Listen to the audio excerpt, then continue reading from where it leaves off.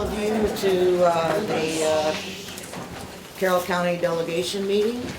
Can't hear you. Sorry. I would like to welcome all of you to the Carroll County Delegation meeting and ask that you rise for the Pledge of Allegiance, please.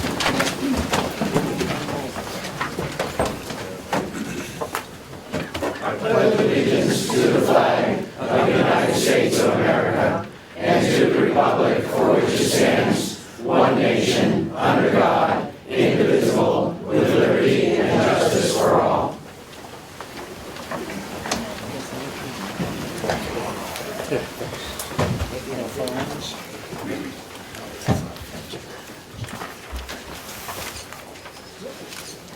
I would ask that everyone please turn off their cell phones. And since I am guilty.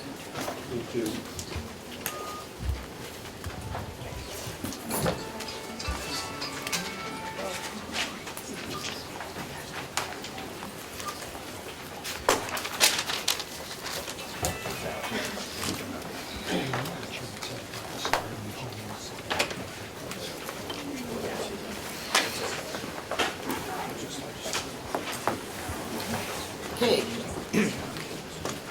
The first item on the agenda is the approval of the May 22nd minutes.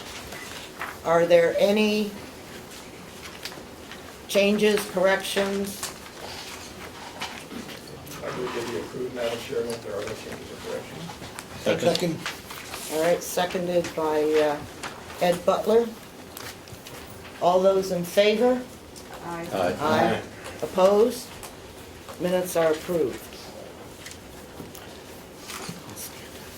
I would like to take a moment now to welcome Ken Robichaud, our new county administrator. If you would, please stand up and turn around.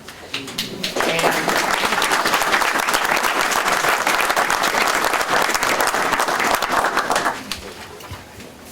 I will be the first one to say that he has stepped into a hornet's nest, which I think I'm happy that he agreed to it, and we certainly welcome him, and believe that he will significantly help the organization to move down a good path. So, welcome, Thank you. Ken. I'd like to ask Kate or Steve or whoever wants to discuss where we stand on the financial review. So, Yes, Steve Hamilton, Director of Municipal and Property Division of the Department of Revenue Administration. Maybe stand here and speak to the... Sure. The department has been undertaking a preliminary financial review, which is being led by Kate Navasto and other members of our staff.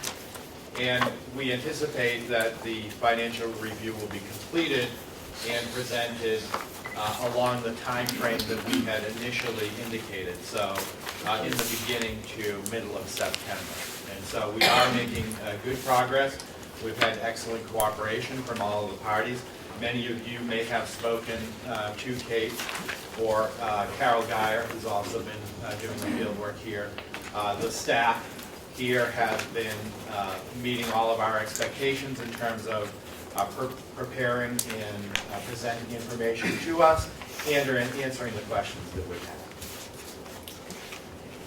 so we are looking forward to your final review, and I think that it will assist the county in understanding what's been happening and where we need to go from here.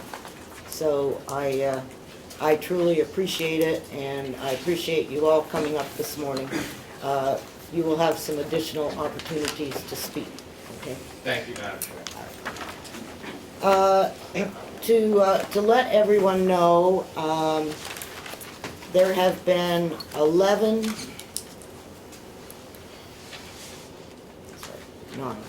There have been 10 transfer approvals given. The majority of those transfers came from within the department that requested the transfer, and not from any other place. We did approve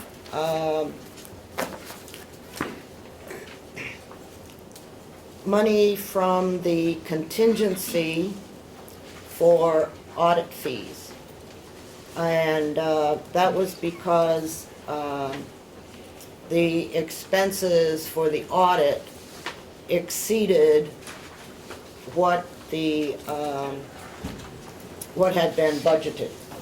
And so we approved that.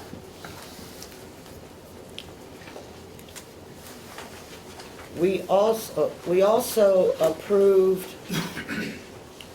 $15,000 to also come out of that same contingency fund for legal costs. Other than that, there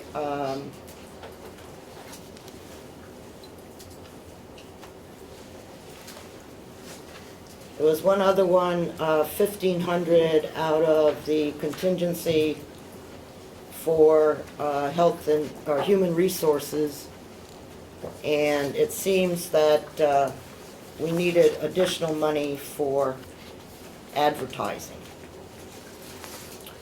Other than that, everything else has been within the individual budgets. So that work is going on. If anyone is interested in seeing what the over expenditures were within the county on specific line items, there is a book available in the administrative office that you can go in and take a look at all of those changes that have been approved. The second thing is that I have asked the commissioners to provide for us a spreadsheet that shows where all of these changes have been made, so that we can continue to follow where the budget is, or not where the budget is, where the spending is occurring. And the reason that it needs to be on a separate spreadsheet, as we have discussed, is that it is not changing the initial appropriation, but rather adjusting where the spending is going to occur. Now, in addition to that, the commissioners last Wednesday approved $139,000, roughly, in spending cuts within the county. And so those numbers will also be reflected in the spreadsheet. For many of you, I know that there had been comments made about reducing the money for the outside agencies, the nonprofits that we support. In the approved cuts that were made, there were no dollars removed from any outside agency.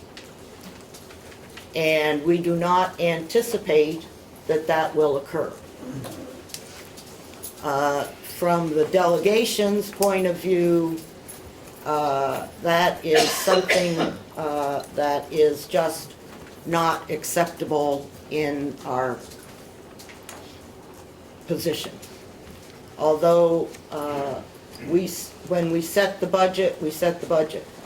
cost savings and expense savings are the responsibility of the commissioners, because they are charged with managing the budget that has been approved by the delegation. So, someone had a question? Yes. Thank you, Madam Chair. 2 points in relation to the transfers. First, in relation to the money for the covered the auditing. Back at our May 4th meeting, it was stated that they believed there wasn't sufficient funds between encumbered funds and budgeted funds to cover the costs for the auditing. When I asked about financial statements and audits and what was being paid for by each year, the former commissioner stated that he was not sure. I would request that we could get a full detailed listing of what we are paying the auditor for by year. And secondly, in relation to the transfer for legal funds. At the May 22nd meeting, the minutes we were just approving, there was discussion about this item as well. And I'll quote from the minutes. Commissioner Sorensen will forward to the delegation a list of all open court cases the county is currently involved in, as well as a detailed accounting of legal expenses incurred from January 1st, 2015 to date. I don't know if we have received that information. If not, I would ask that we receive it, because it's been almost 4 months. Okay.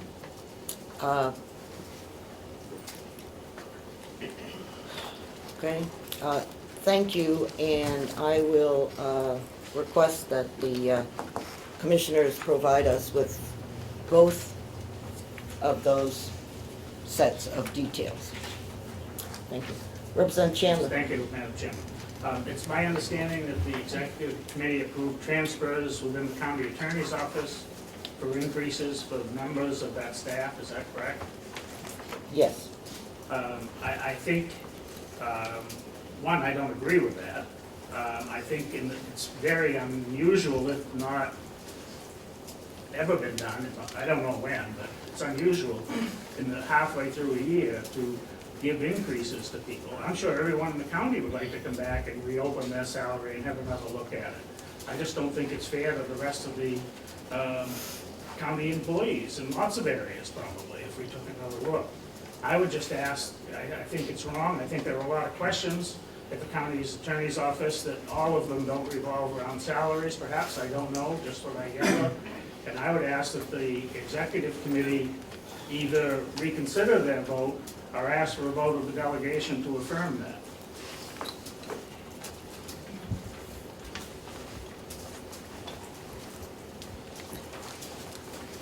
I'll accept whatever ruling you want to give. Okay. Excuse me just a second. See, we are the members. Yeah. In case you're wondering why we're conferring here, okay?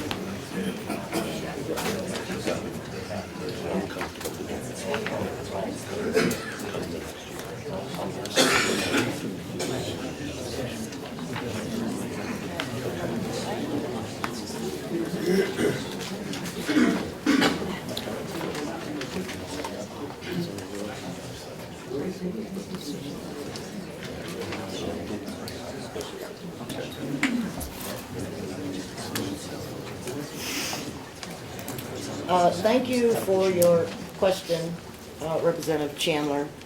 And at this time, we are going to,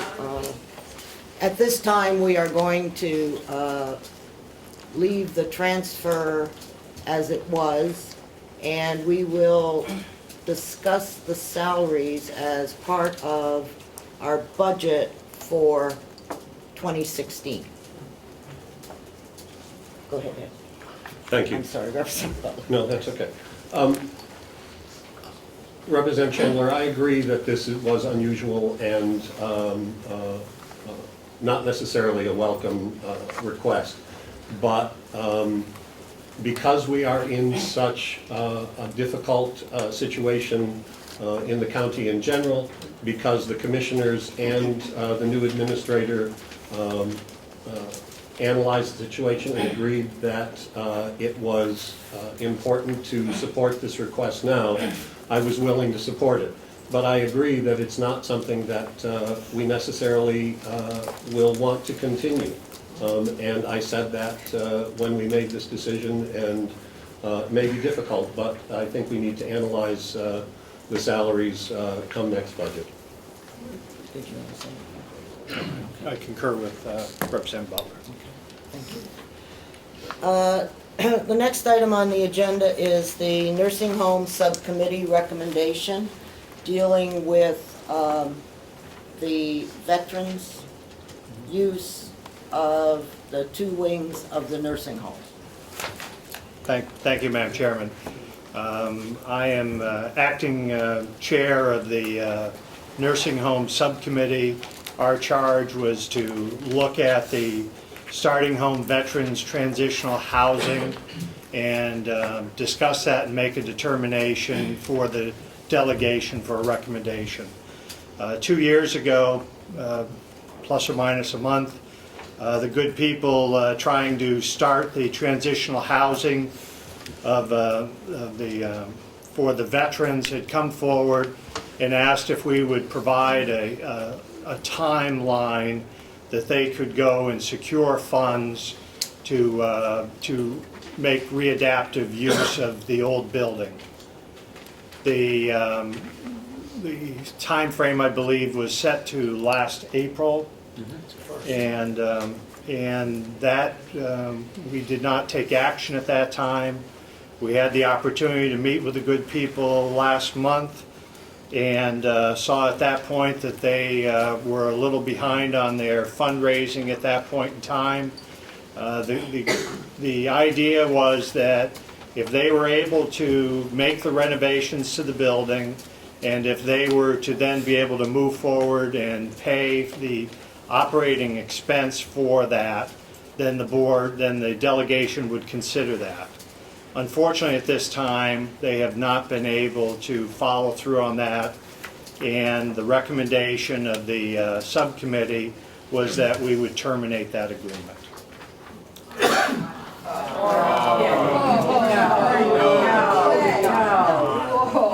Excuse me, could I have a motion, please? I guess the motion from would be that the delegation terminates the agreement with the starting home veterans transitional housing for the adaptive reuse of the nursing home at this time. Do I have a second? Madam Chair, could you have people identify themselves? We can't even see you. And so if you could at least identify yourselves when you're speaking, it would really help us. Sure. Speaking is Mark McConkey, representative. Okay, I have a, Is there any way that we could get a point of order to have a discussion on this? No. Or is the discussion out? You're not even, There will be you're not even gonna let the committee talk? there will be public comments at the end of the meeting. No. We were invited here to present a case. Yeah. 20 veterans commit suicide every day. Okay, excuse me, you're out of order. Mr. McConkey did misspeak. We are ahead of our financing goal. I am the treasurer. Representative Butler? Thank you, Madam Chair. I was not at the subcommittee meeting where that, Ed Butler from Hart's Location, Carroll County 7. I was not at the subcommittee meeting where this decision was made, and I would have voted against this. However, it seems to me somewhat of a moot point, because the two wings that stand today will stand a year from now, and probably even longer than that, because we simply do not have the money to demolish those wings.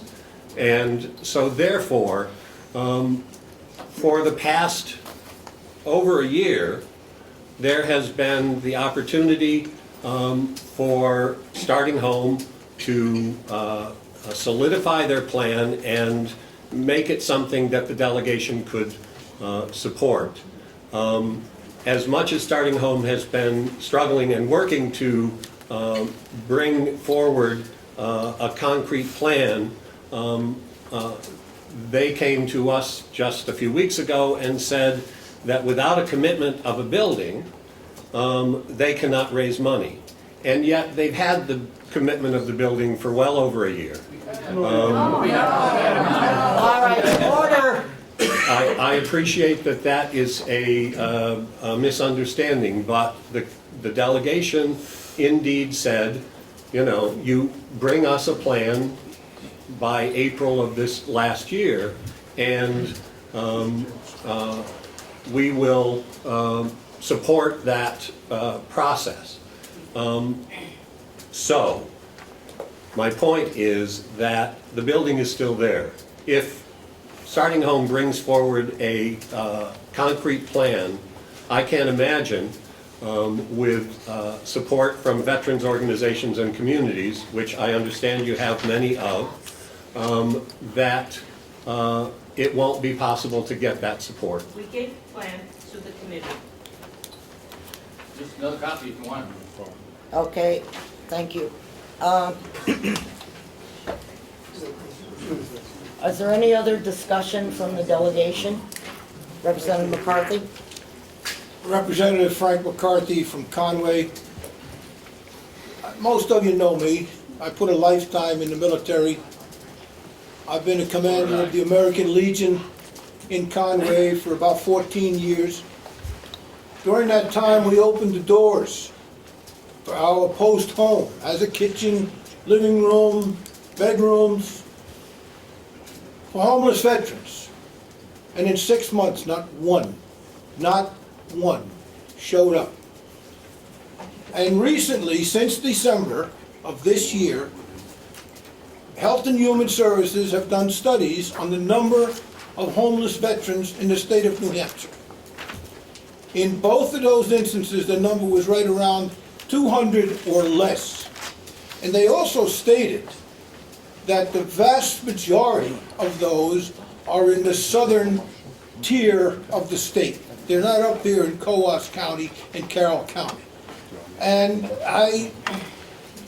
believe me, if I thought for 1 second there was a need for homeless veterans, I would be the first one to lead the parade. I just don't think there is a need in Carroll County to spend that money for homeless veterans, especially in a building that's already been, the state said they were going to condemn it because of black mold and other things. So There will be no comments, please. This is a delegation meeting. anyway, I am against it. If I thought there was a need, I would be for it. I don't see the need. Representative Ticehurst.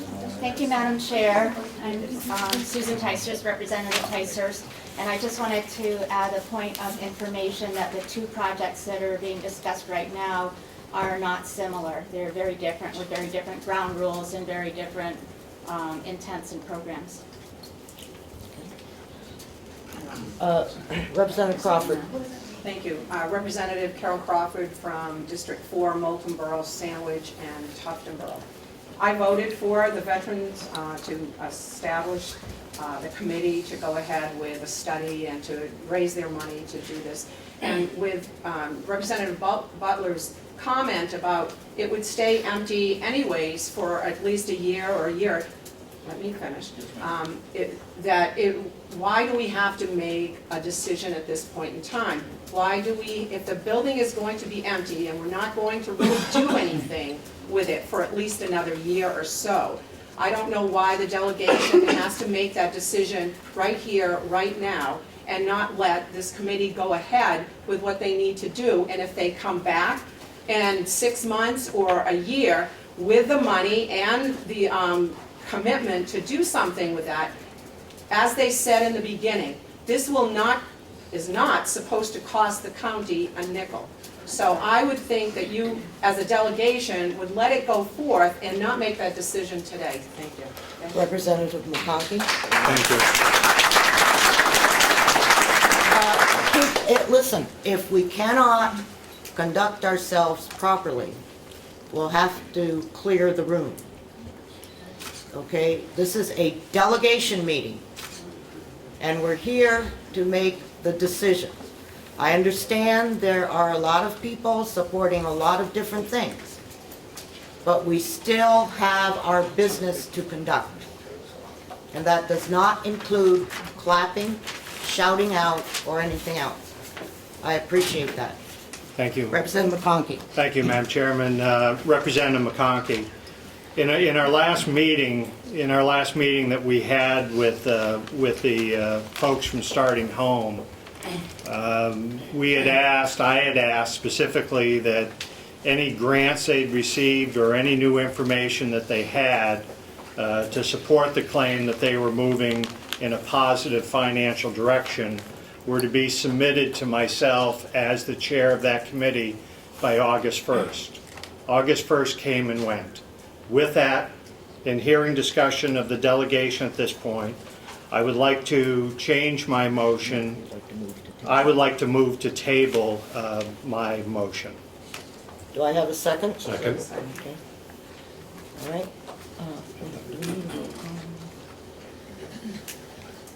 No.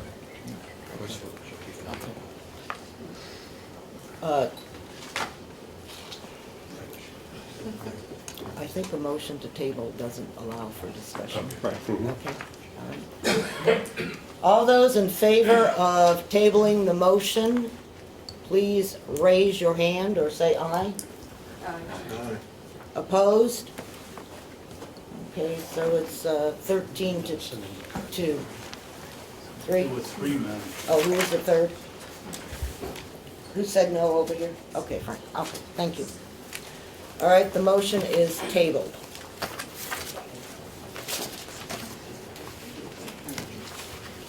Okay, I spoke briefly about the commissioners' reductions that they have, I assume, put into place.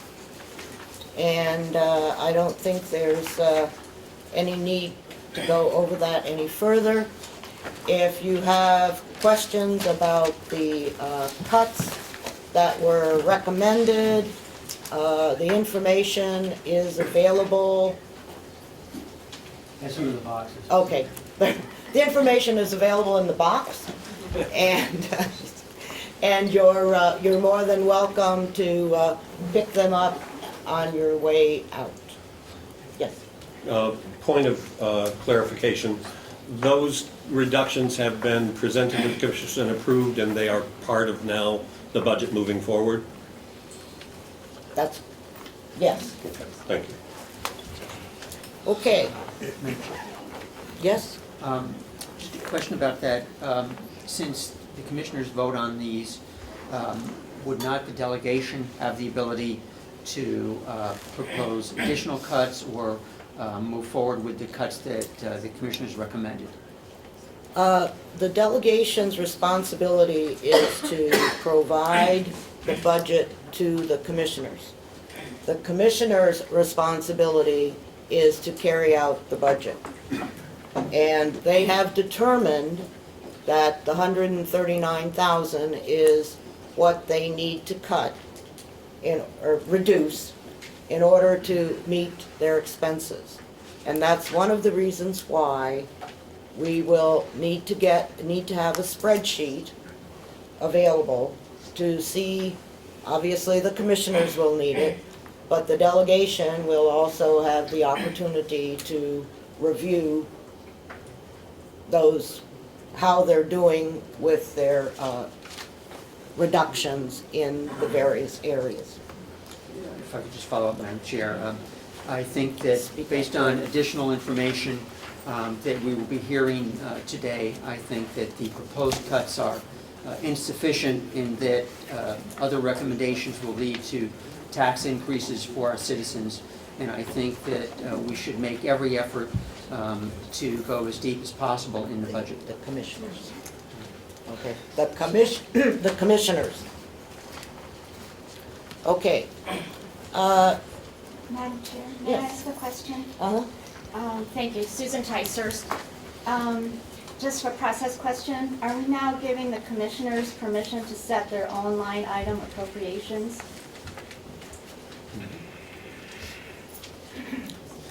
The line item appropriations have been established by the delegation. Okay. They have chosen not to spend up to the authorization, up to the amount, because of other financial considerations within the budget. And so that is the choice that they have made. And so we are not, quote unquote, cutting the budget. We are cutting the expense side that says they will not, they are holding themselves to not spend this money. Follow up? Certainly. So that's a voluntary choice on their part, and they could just as easily voluntarily decide not to, or they could decide to reverse that at will, To the budget. up to the budget line that the delegation established.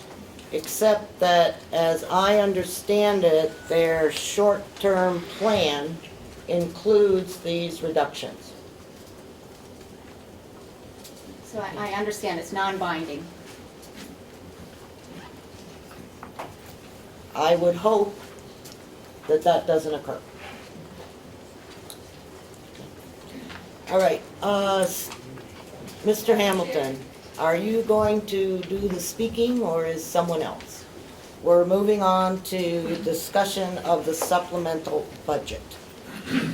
Yes, Madam Chair, again, Stephen Hamilton, Director of the Municipal and Property Division. Today with me is Assistant Commissioner Kate Gutierrez and Kate DeVasto. And she's the Supervisor of the Municipal Bureau. I just have a few remarks, hopefully to help to encourage the county and its elected officials. The DRA provides non-binding technical advice pursuant to a provision of RSA 21J in 24. The goal of the DRA in this meeting or at any time is to provide advice to the county to assist it in responding to a serious financial situation. Elected county officials, advised by their professional staff, are they're the best people to make these determinations. You are the people who make determinations and set the direction for the county. The DRA has the responsibility of determining the amount of net appropriation that has to be apportioned in order to send that out to each of the municipalities in the county come fall, when it's time to set tax rates and collect net appropriation to the county. That apportioned net appropriation itself would have to account for any deficits, whether they were general fund deficits or deficits through deficit spending, when we calculate it, regardless of whether or not there's a supplemental appropriation made by the county.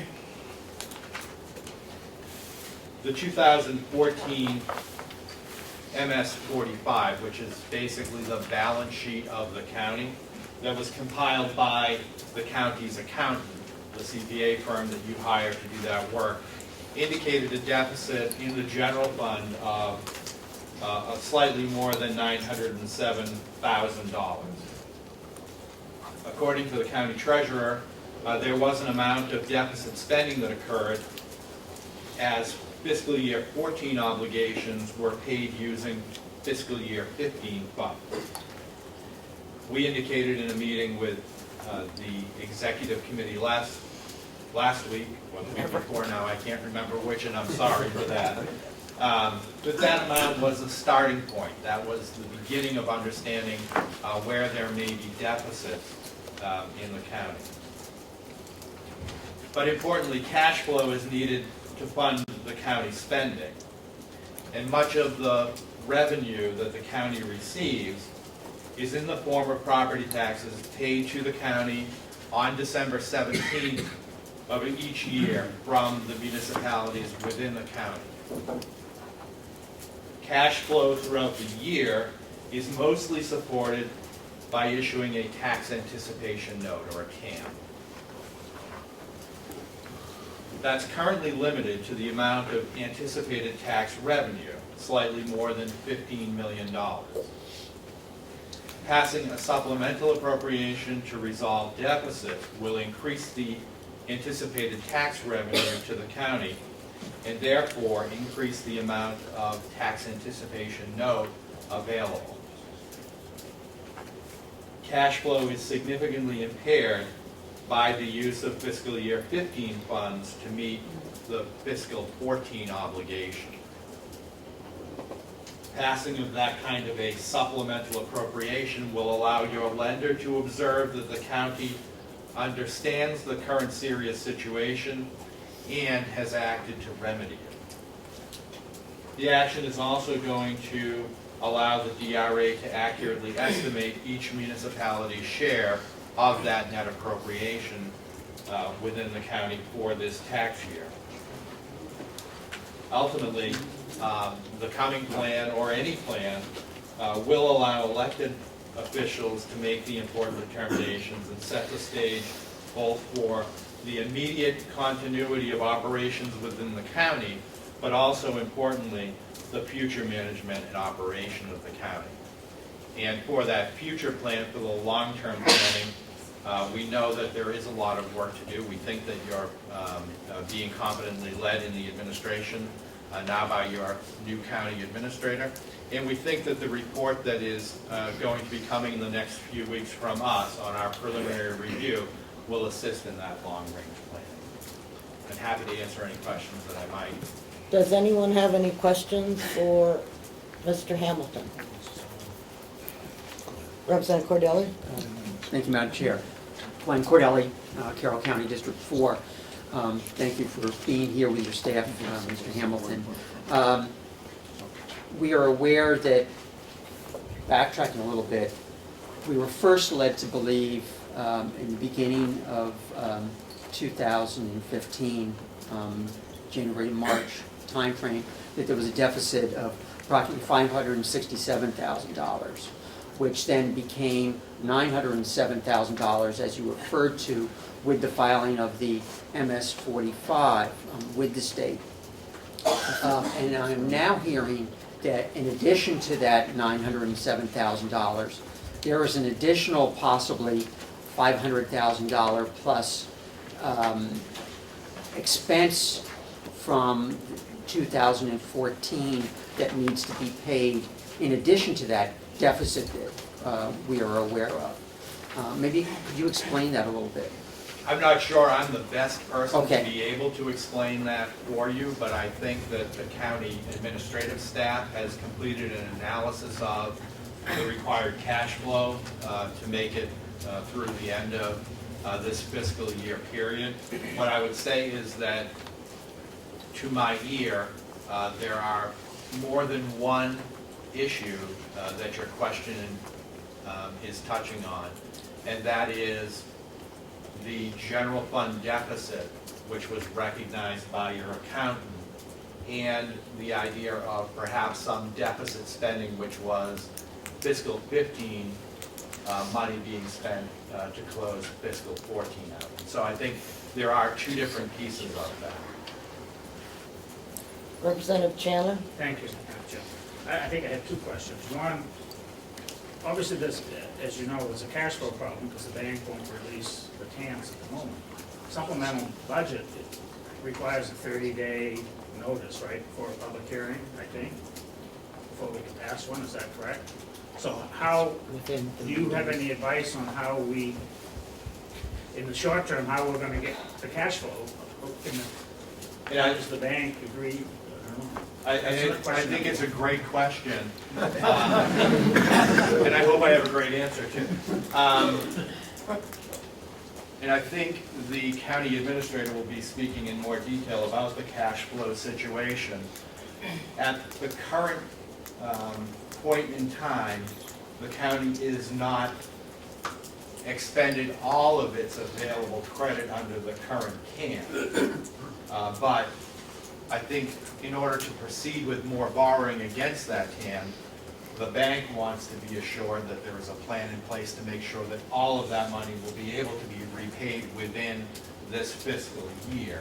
And I think that may be the very immediate point, to be able to have that plan to demonstrate to the bank that it's okay to advance more credit to the county at this point.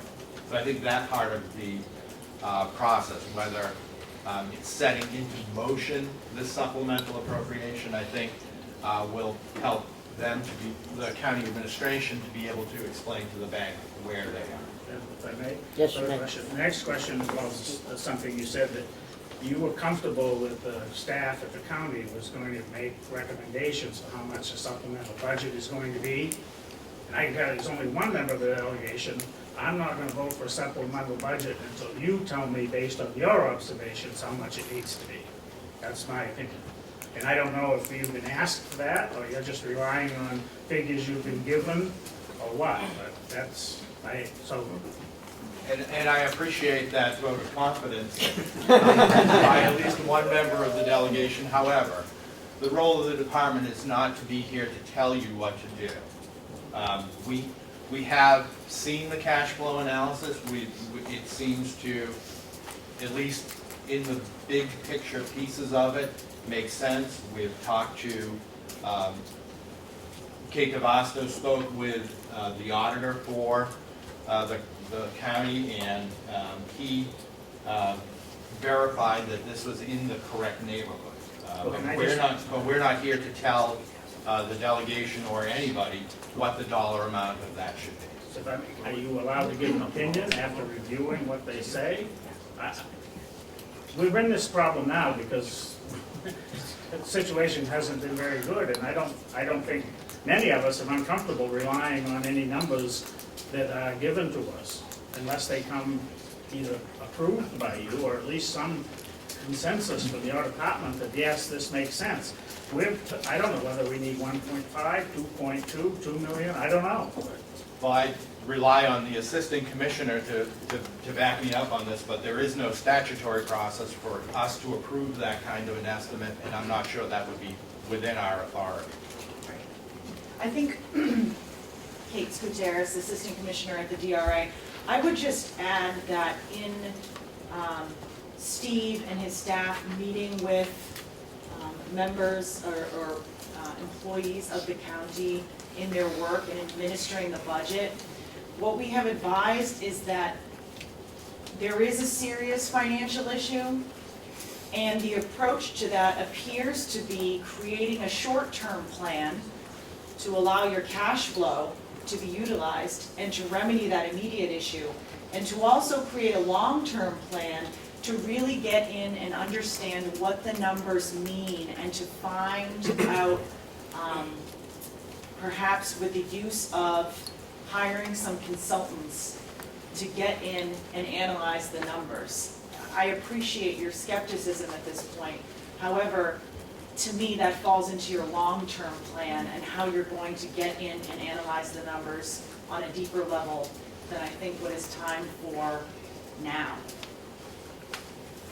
I'll just finish. Yes, sir. So I guess there isn't any way we can ask you to pass judgment. So what we're going to rely on, even for the short-term plan, which is going to cost the taxpayers of this county a lot of money, even the short-term plan, we're going to rely on estimates from the folks that got us into this problem to begin with. And I just think To me, that doesn't make a lot of sense, but if that's the way it is, that's the way it is. Thank you. Representative. And just to follow on those points, there are other resources that the county has beyond their staff, or you have an accountant that you pay in order to compile and understand your financial situation. That could be of assistance. And there is the opportunity to perhaps hire some consultants. However, in this particular short-term serious situation, there doesn't seem to be a lot of time as an element. Representative Parker? I was just pointing Representative Chandler. Sorry, Madam Chairman. It's okay. Representative McConkey? Thank you, Representative McConkey. Thank you, Mr. Hamilton and your staff that have been here. I appreciate all that you've done. I have a point and then a question. It's my understanding, and there's no need to comment, that the DRA to this date has never gone into a county for this situation. I've heard you use the word, and the Assistant Commissioner, and thank you again for being here, that the county is in a serious financial issue. My question, or one final thought, the county ended last year $1 million in the hole, for simple terms. The county, before they could start 215, had to come up with another $500,000 to pay for that shortfall for 2014. In addition to that. I asked your department if you were aware of our bond that we took for the nursing home, which started out as a $24 million bond. We built our building, our beautiful building. We saved $2+ million on that project. We were directed to put that money into a nursing home account, which apparently we did not. We expensed out of that account for some capital expenses, looking at different projects, tearing down 2 wings and so forth. But it left us a balance, as I see recently, of $1.4 million. When I asked where our $1.4 million is, which is our balance, it's no longer available. It was put into the general fund, and our answer as of last week when we met was that it is no longer there. So it would appear to me that the county, in direct violation of our bond agreement, has also spent somewhere in the neighborhood of $1.4 million that the Commissioner's office is not able to tell us where that was spent. So it would appear to me, a simple man, that we're probably $3 million in the hole. Has the Department of Revenue looked into that position yet? In terms of the bond issue, which I think was 2011 bonding for the construction of the nursing homes, that's an issue which we have received information about, but I'm not prepared to comment about at the moment. That's the kind of granular information that you have to be able to understand together with the professional staff and working together with your accountants or perhaps some outside resources if it can't be accounted for fully. Thank you, Mr. Hamilton. And I would just like to finish by following up on Representative Chandler's comment on the end. I would hope it's the position of this delegation who has worked diligent on reviewing numbers and finding errors where they might exist, that we would be the delegation that finally gets to the bottom and finds out how bad this is. And I'm hoping that when the supplemental budget comes out, all issues are aired at that point. Are there any, oh yes, Representative Avellini? Representative Avalani from Wakefield. In 2014, we had cafe sales of $44,000. Could you stand? Yep. In 2014, we had cafe sales of $44,000 on our budget In the nursing. in the nursing home. As of right now, they've been readjusted to $58,000. Could you tell us if the deficit has been readjusted that money, or if we've just been given I can't comment on those kinds of line item details within your budget. I don't know how many lines of income or expense there are, but certainly I'm not here to speak today about the line item administration of the county budget. I'm sorry, I can't answer. Representative Cordelli? I just had. Could there be meals tax implications as well for restating revenues from last year? So the meal and rental tax is a tax which is collected as a trustee tax, and there are regular reporting requirements with that tax, which I don't think are related to budgeting in any way, but other than recognizing them as an actual financial condition.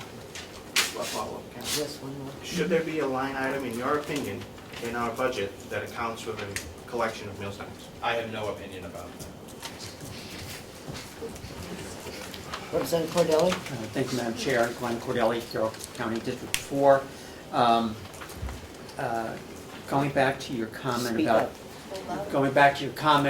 the bond issue and that you weren't prepared to talk about that at this point, does that also tie back to the Assistant Commissioner's comment that possibly consultants might be needed to analyze the numbers? I guess these bond numbers might be such numbers that need to be analyzed, and would we then be looking at a forensic audit of a number of accounts in the future to try and determine where this money has gone to?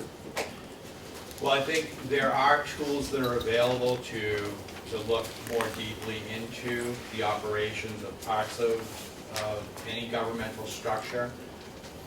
They could include a forensic audit of a portion of any of the financial condition of the county.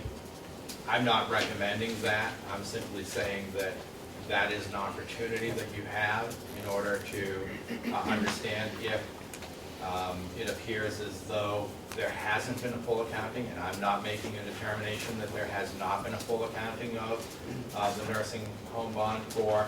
There are things which that money, even if it were not spent exactly on the construction of the nursing home, there are things for which it could be utilized, including reduction of principal on the bond amount, or accomplishing very similar work, and so I can't comment on that, but those kinds of analyses can be completed by a CPA firm, or even the creation of a structure within administration could be established by an outside contractor who may help the commissioners to understand the regularity with which they might want to be having a closer examination of segments of the financial condition. Yes, go ahead. Thank you. And maybe, Madam Chair, this might be more of a question for you. Will we have the opportunity in a not too distant future to talk about longer range issues such as the bond funds? Because looking at the payments that were made from the bonding money, I see things that are disturbing to me, like payments for duct tape, payments for mileage for commissioners, and I don't think that those are necessarily appropriate things to be taken from a bonded fund. So I would hope that we would have the ability to talk about that in more detail and talk about the possibility of consultants or forensic audits as well. The commissioners have agreed that by 30 September that they would develop a long-range plan. Okay? And so that's what our next milestone date for this. And I know that there is also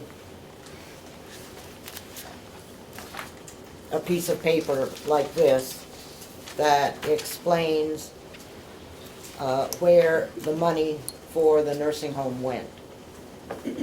And down to the 1.3 million. So I'm not sure whether everyone received this information.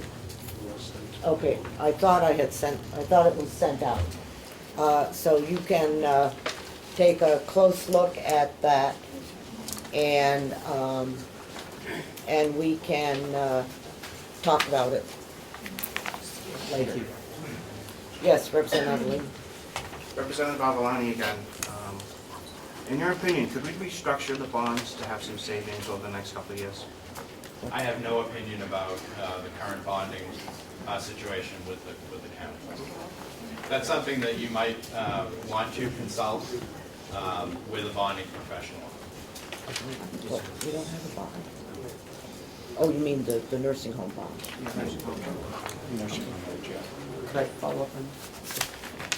All right. Well, that I think is something that I would also look to the commissioners to address that as part of the long-range plan.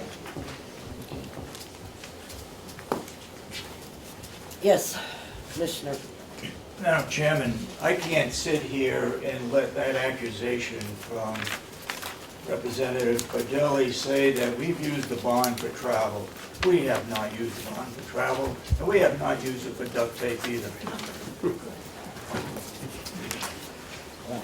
The record shows that they did. Take a look. Okay. Yes. Thank you, Madam Chair. Ed Butler from Hart's Location. So my understanding is that today it is hoped that we will approve an amount for a supplemental budget, which is the short-term plan. Is that correct? No, we will approve moving forward to a public hearing on some kind of dollar amount for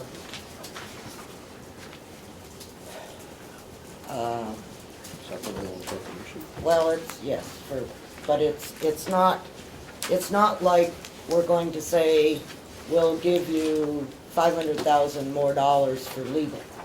We're going to provide the money in the surplus line, if that's the right term. That's probably the wrong term, but that's where the money would be put. Okay, not because, you know, the problem is the cash flow. And so going into the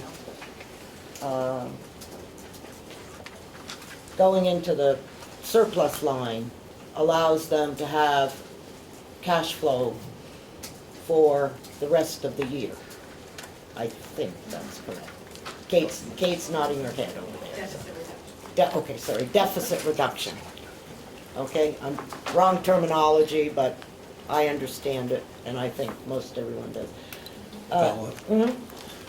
So today we may approve an amount that will go to a public hearing. And that public hearing is here at the county offices. And what's the time period with the public hearing? Then does the delegation meet again for final approval? How does that work? Generally, the delegation will come to a decision following the public hearing. Representative Chandler. No, I was just making that point, that's the next step. The amount will be decided, the final amount will be decided after the public hearing. But we will hopefully go to the public hearing with some sort of... We'll have to have a number to go to public Right. hearing with, but that number can be changed. That's correct. Bill, I'm sorry. Representative Bill Nelson, just concerned how the banks will handle this with the TAN money if we have certain obligations to meet for payroll, et cetera, by having to wait a month. Okay, before we just kind of walk away from that question, do the commissioners or the administrator have a comment on that?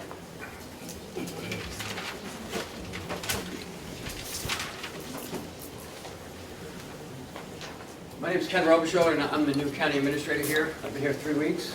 Bill, I did say you went to the hornet's nest, did I not? I did. Okay. This 2.58... Excuse me. The question was on the bank and how they were going to react to the fact that we would not have approval on a supplemental budget until 30 days from now. And would they release that money prior to the approval of a supplemental budget? Both myself and the county's auditing firm is here as well. They want assurances that they're going to get paid. We have a cash flow problem. Speak I have enough to get me through the end of the month. After that, I'm not sure. So if that's your question, then I need assurances from somebody, from someone to the bank to make them feel a little more comfortable. Because right now they're not, and I truly don't blame them. Ron also spoke to the bank as well on. Well, why don't we the let county's Ron? job. Why don't we let Ron speak? Ron, introduce yourself, please. My name is Ron Bollier. I'm a CPA. I'm also a certified global management accountant. Kind of wear both hats of an auditor, double checking everything, and as a professional management accountant, to help you through budgeting problems and things of that nature. I did speak with your bank on Friday, and as everybody knows, there is a suspension of your line of credit. That TAN money is available for you. You need it right now, but they won't release it. To get it back, to get it released, they want assurances that the county will basically break even at the end of the year. When I say break even, it's both in a current year, revenues less expenses, and the deficit reduction of bringing back those deficits to a zero situation, and that's not making a pad for the future. That's not doing capital budgeting for capital items. That's just stabilization. They were a little vague on what they needed for assurances. I talked to them in detail to try to get something to put my hands around. It seemed like if we were to present a forecasted set of financial statements for the year 2015, on a forecasted set of statements, the balance sheet would be as of December 31st, 2015. I would show no debt on that balance sheet because it will be paid off on that day. I would also show revenues and expenses that we project, considering what we've already gone through for 8 months. Hopefully that projection will come out to a zero, a break even. I would have a cash flow statement which would prove that you can pay back the TAN money. And that would be, he thought that would work well, to release all the money. And that's good, but we also have another problem, is that we need some of that money released now. Because you're not going to be able to pay your bills. In that area, he was a little more flexible of like, well, if you can assure me that we'll do some forecasted statements and that there is a consensus that X amount of money needs to be raised as a supplemental tax, I think I could release some of it. So I'm more than happy to stay in communication with your loan officer and try to give him whatever assurances I can. But I do think that a key feature, it's a two-step process. And again, I have to have authorization to do these forecasted statements. And I need, to make those statements come out, we need a supplemental appropriation. And Your treasurer made a report, it comes out to around 2.5 million. And now I haven't audited that, but the work that I have looked at it, it looks reasonable. And I've been watching over your numbers, you know, for, when you hired me to do 2011, we discovered that 2010 had not been audited. So in the last 18 months, I've done an audit of 10, 11, 12, and 13. And we're wrapping up 14, and then everything will be current. That's a lot of years to look at in a short period of time.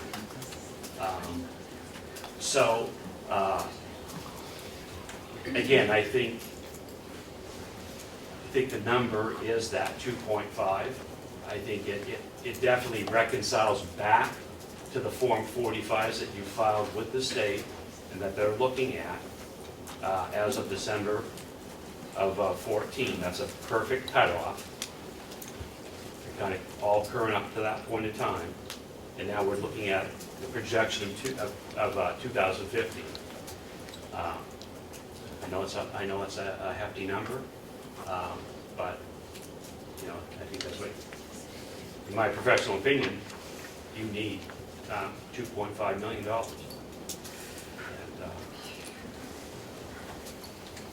any questions? Representative McConkey, did you have a comment? No, I was No, okay. passing on the representative. Okay. Representative Crawford, you had a, I just have a question. Yeah. The TAN is for 17 million. And I believe we were told that because we signed the note for 17 million, that we needed to keep that amount. And with the 2.5 million that you're speaking of, that would bring us to a level of, you said, of zero, right? What happens to the other $2 million that the bank says that we have to have for the TAN? All right, that's a good question, and it's a hard question, a hard answer, but I believe, because keep in mind, I haven't done a lot of work on 15. I believe your TAN was for 17 million. Right. Okay. TAN means tax anticipation note. That's an anticipation of your taxes coming in at 17. Bank is saying you haven't assessed taxes at 17, you've assessed them at 15. You're not supposed to ask for more money than your taxes are going to be. Somebody didn't pay any attention and approved it. So, okay, just continue. So, when I talk about your books, your balance sheet, deficits, deficit, fund balance, and trying to shore everything up, currently we need to raise taxes by 2.5. If you do that, lo and behold, you now have 17.5 in taxes that will be coming in, which is more than enough to cover the $17 million tax note that you said you needed months ago. yes. It will shore things up. I might, if I could, make a comment before we go on. I think we have all learned a very valuable lesson in relationship to TANs. When the treasurer came to us in January for the money, he requested 17 million. And I guess that we never adjusted it down to the 15.8. And so I think in the future, I mean, you need the money in January to take care of expenses in January. Yeah. But we will, at least from my perspective, will not approve TANs at a initial greater number than perhaps 6 months, and then approve another 6 months. And that, I think, will help to solve this problem in the future. But I certainly understand why the bank is where they are. Yeah, it's understandable. Yeah. You have, Thank you. wait, just a second, Representative Avellini. Representative Avalani again. Did I hear you correct and say that there's been no audits done since 2009? No, there were none done when I got hired to do 2011 and 12. And you Let me said you were rephrase back this. to I got 2009. hired to do 2011 and 12 about 24 months ago. So when I started with 2011, I wanted to verify some items back to the prior audit, and I realized that there hadn't been one for 2010. Brought that to the commissioner's attention. People had thought there was, whatever. I got hired to do that audit, so I've done 4 sequentially in a very short period of time. 10, 11, 12. 10, 11, 12, 13. And right now, I'm finishing 14, but I won't be done with that until November.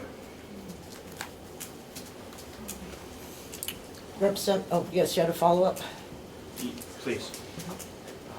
Could you tell us where the nursing home bond money is? Well, Question, please? I'm sorry, could the auditor tell us where the nursing home bond money is? I guess I gotta kind of rephrase that question, because I can't tell you where the nursing home bond money is, but let me explain this. In those audits over 10, 11, 12, 13, 14, we look at nursing home activity, which includes all activity, including the bond. And nothing was brought to our attention to believe that there was things done incorrectly that shouldn't have been done. And incidentally, I am a certified financial forensic auditor also. So I can maybe sometimes see things that other people may not. So I get that out there. Now, when you have excess bond money that wasn't spent on construction, it was in a separate account. There was a separate bank account. And there was a excess of cash that did not need to be spent on the building. And typically what you do is that money is used to reduce bond, to make bond payments when you have to do those payments after the construction has occurred. And the county has done that.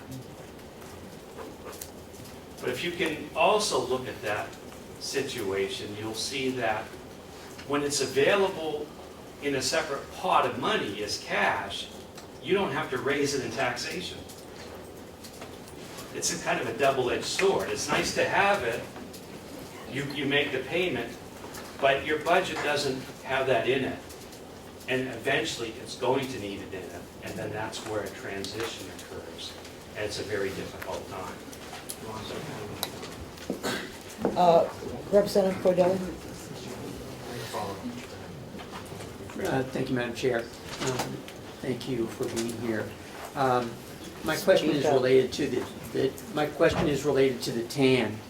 And I believe it was 2 years ago that our former treasurer came to the delegation in asking approval for the TAN for that year, and said that instead of a note, he was moving to a line of credit methodology so that he could get money as required only. So my question is, do we still have a line of credit or a note? And if it's a line of credit, why are we obligated for the 17 million as opposed to the 15.8 million? Could I, excuse me. Chip Albee on Mr. it. Assistant Mr. Albee? Treasurer. What our former treasurer did was arrange a $17 million line of credit. And I believe the reason he did that was to offset maybe Representative Umberger's stated concerns about paying for something that we didn't need. By setting it up as a line of credit, we are only charged interest on the money that we spend. You as the delegates allocated $15+ million to taxes. That's the limitation on the line of credit currently, because it's a tax anticipation note line of credit. So the $17 million only comes into play if you increase the taxes. But if you were to not increase the taxes, the total interest charge and principal would be 15 million, whatever the actual taxes were on the budget as you approved it. If that answers.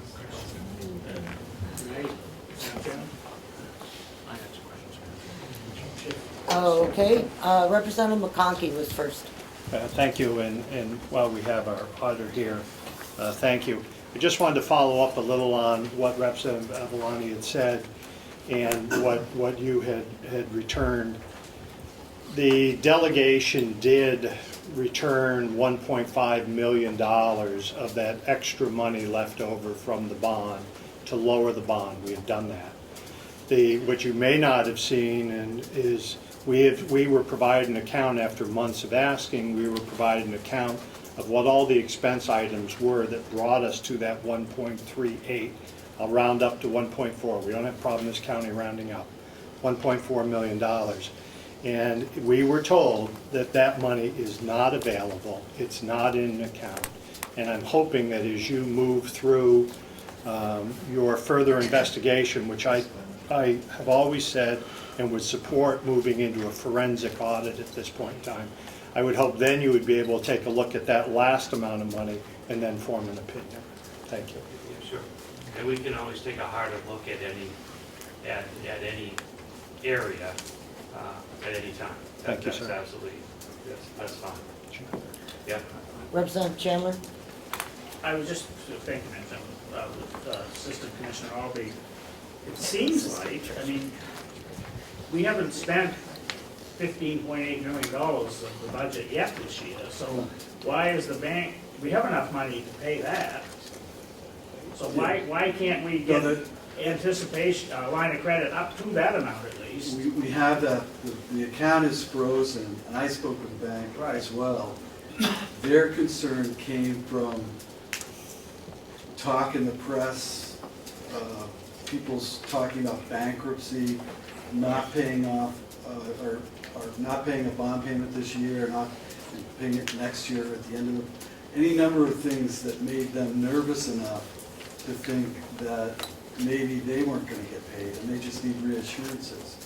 I think if follow up on our auditor's statements, I think if you were to pass some resolution today that said you were going to go to a public hearing with X number of dollars in a request, I mean, I think that's sufficient for us to go to the bank and get Well, I would think so, some at least up money to released. 15.8, at least. Yeah, not just 17. Right. But at least. Even though we're gonna get paid. And we won't be spending up to the 15.8 Right. until well into the fall. Right.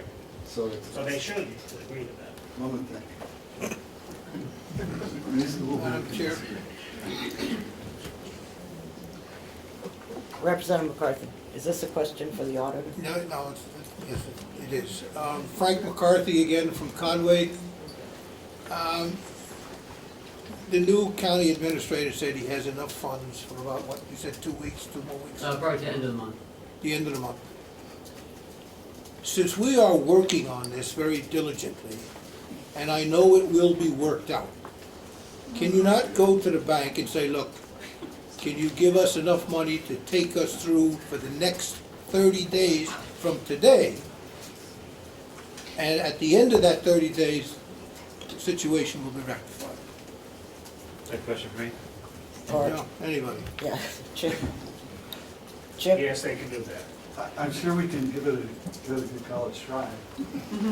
I mean, it would be easier to go with a resolution in some form, but if it's short of a resolution, it needs to be some positive statement from the delegation. We have to have something to take to the bank. All right, are there any further questions for the auditor? I have a couple, Mhm. if that's okay. Yep. For anybody that wants to answer. Well, we're talking to the auditor right now. Okay. Sure. Mr. Billiard. Yeah, Ron Goldberg. Billiard. Representative Avalani again. Could you tell us how much we spent out of the tan line so far? He's the wrong guy. Okay, Yeah, excuse me. Anybody? Yeah, it's 10.5. Yeah, it's just around $10.5 million. Okay. Follow up. We're all authorized to have 15 point something, 8, 6. Yeah. We're authorized to have 15.6 and change Could you tell us why, in plain detail, why it was frozen? Because I've heard conflicting stories as well. And, to be honest with you, I'm quite disturbed by it. Go ahead, Jim. All right.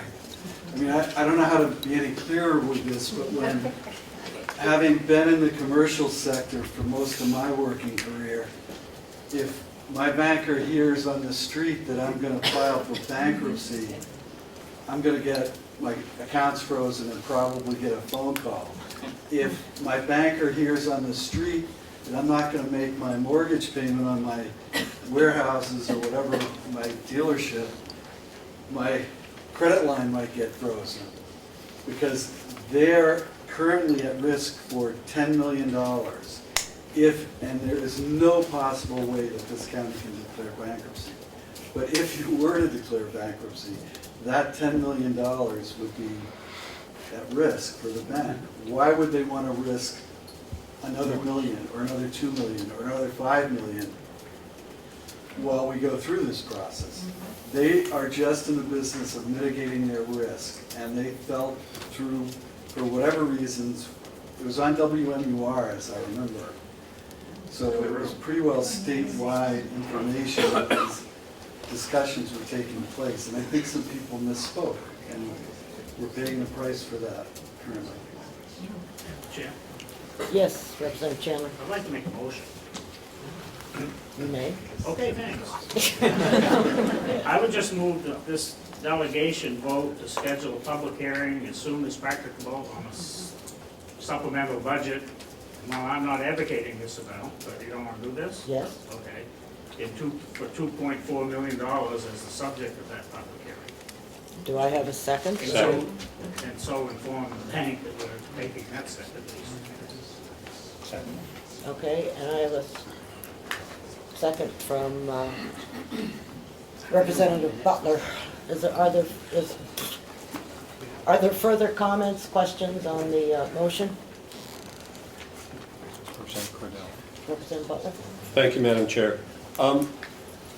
Recognizing that Representative Chandler doesn't cotton to ongoing discussion when some of the outcomes needs to be fairly clear, I have seconded this motion because I think we have some time to pull apart the details even more, but 2.4 million is very close to what has been projected by several different people about the need to go to the bank and to raise that money through taxes.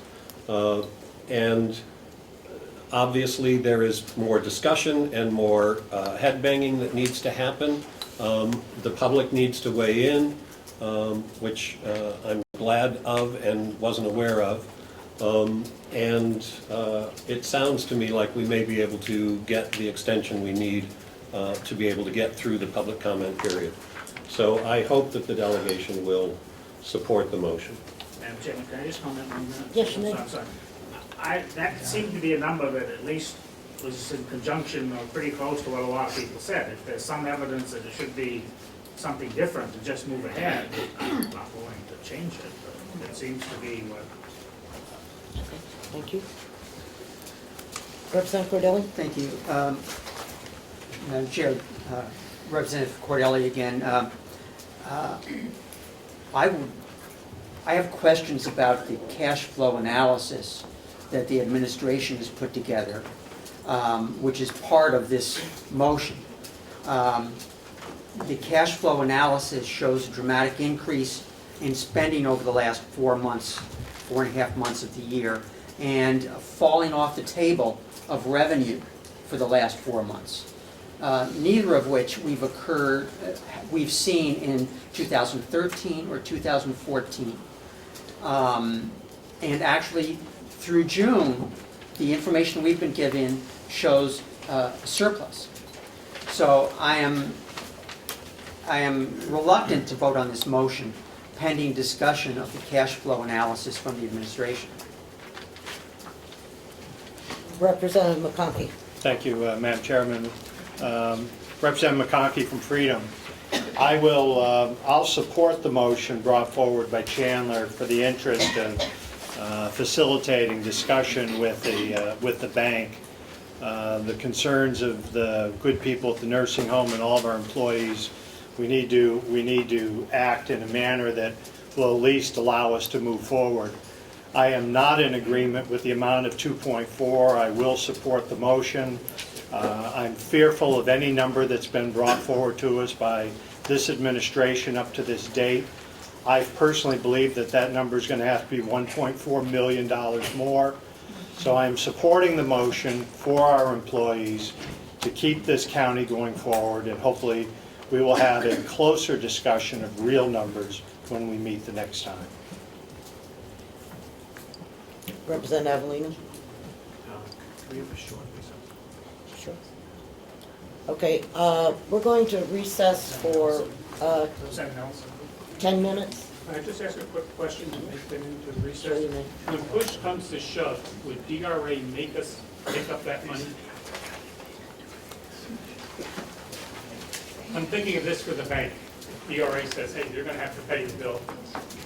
Well, when it comes to apportioning the amount of money which needs to be collected from the municipalities, yes, but that would be too late in the game for the cash flow getting you there. So I guess you'd have the worst of both worlds in that instance, where the amount of money would be raised at the higher amount, but you wouldn't be able to access the higher level of credit through that period. Where will we go?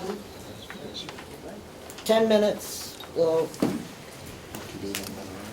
reconvene someplace that perhaps somebody can find. Can I ask one question? Are we having a caucus or are we having a recess? Just a recess. A recess. Just one short question. before we- Surely. Frank McCarthy again from Conway. Mr. Albee, you have said on a couple of occasions that the reason that the bank has shut down our account is because of the threat of bankruptcy. I have information that the bank also found out that almost $1 million was taken out of the TAN for this year's taxes and expenses and used to cover last year's deficit. And that is part of the reason why the bank shut us down. Do you have any information relative to that? The only comment I can make is that when I talked to the bank the day they shut off our borrowing, their concern was the publicity. At that point, they asked us for a significant amount of information, financial information, which they were provided. They could have seen from that financial information that they were then provided the $907,000 shortfall from 2014. And that can contribute to the position that they've taken. But when the money was borrowed by the former treasurer, that accounting for 2014 hadn't been completed, because he did that on January 3rd, and the accounting wouldn't have been completed until at least the end of January. So I think our former treasurer was probably working on the assumption that everything was working out, and everything didn't work out, but that was after the bank had already signed up for a $17 million loan. That's Okay, just- no, and we're that's not just gonna, an we're gonna example. take a 10-minute recess and we'll be back. Madam Chair, you got a motion to be seconded, we're not going to vote on it. Not yet. Who's selling coffee?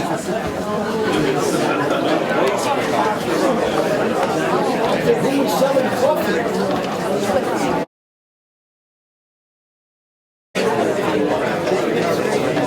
Who's got a whistle? Where's your gavel? Okay.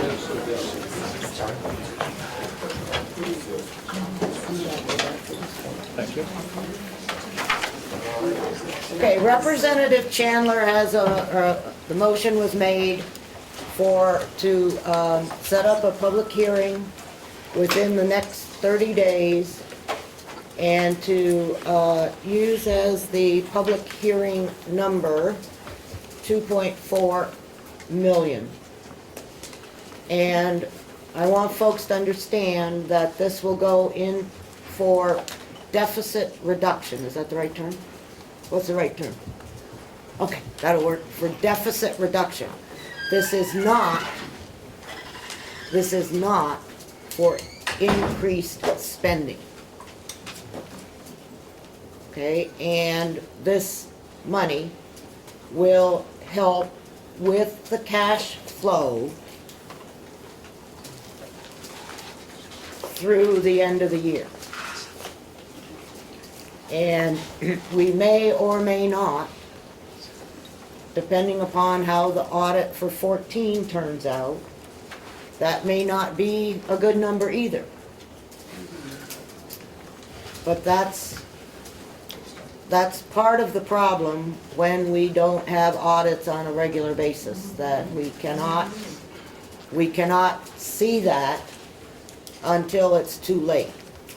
And then when we see it, some of us overlook numbers that should have jumped off the page and smacked us in the head.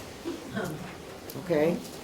And there was actually a number that I missed that the auditor has pointed out. Not only do we have a shortfall in the general fund of 907, we also have a shortfall in the nursing home of 5.9. Oh, 509,000, 590,000, okay? So, I mean, just let it rain, okay? Maybe the humidity will take care of us today. May I address Representative Chandler's motion, is 2.4? That is only to go to the public. We will address everything at that public hearing. Okay, whether it's up or down or around and through. I just think for the bank, I think they may want to seek, a 2.5 or 2.6 for a more comfortable number. Let us try the 2.4. Okay. Okay? With the assurance that we are going to move forward. Madam Chair, may I? Is that something that the treasurer and the auditor think is reasonable? 2.4 is reasonable, but when I heard the gentleman bring that number up during the motion, if that's what it was, he said that here's a number. Well, so I don't know if it really had any backing to that. Great. What'd you say? No, I'm willing to go to, if it's 2.5, to me, it's going to a public hearing. I'm not going to quibble with it. I would use 2.6 million because that is a well thought out number that has been worked on, and it is our best number at this point in time. So instead of rounding it to something else, I would go with 2.6 million. And I agree with what you're saying. You could go up or down at that meeting. But today, as I stand here right now, I wouldn't feel comfortable saying any other number but 2.6. I will amend my motion clearly to say that this is to be brought forth to a public hearing. Now, the other question, so I'll amend my motion to 2.6. Okay, will you? Second. Okay. And I don't want to throw too much of a monkey wrench in this. I have no statutes in front of me. I'm not sure in a public hearing we can raise that amount of money. We can increase that. We can decrease it, but we'd have to do something else to actually do more at the public hearing, I think. I don't understand all that too much, but I believe that would be the maximum we could approve at a public hearing, without having another public hearing. I think, but anyway, I think that should, hopefully that's going to be more than enough. So I will amend my motion to 2.6. Okay. All right. Yes, you may. Representative Crawford from District 4. I would be remiss if I didn't mention that Moulton Borough the town that I live in and that I represent, would have to carry this bill at 2.6 million because we pay almost 25% of the county bill. Would cost the town of Moultonborough about $624,000 extra dollars. That's roundabout. So as much as I will support the motion, I really hope that we can come to some, I don't know what kind of solution to either lower that amount. I don't know if that's possible, but I know that my constituents in Moultonborough are going to be calling me in and asking a lot of questions, and I have to be certainly prepared to answer at an almost 25% increase in their tax rate.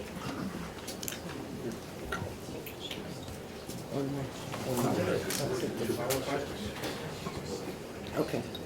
We're discussing the motion to bring 2.6 million to a public hearing. That's the motion.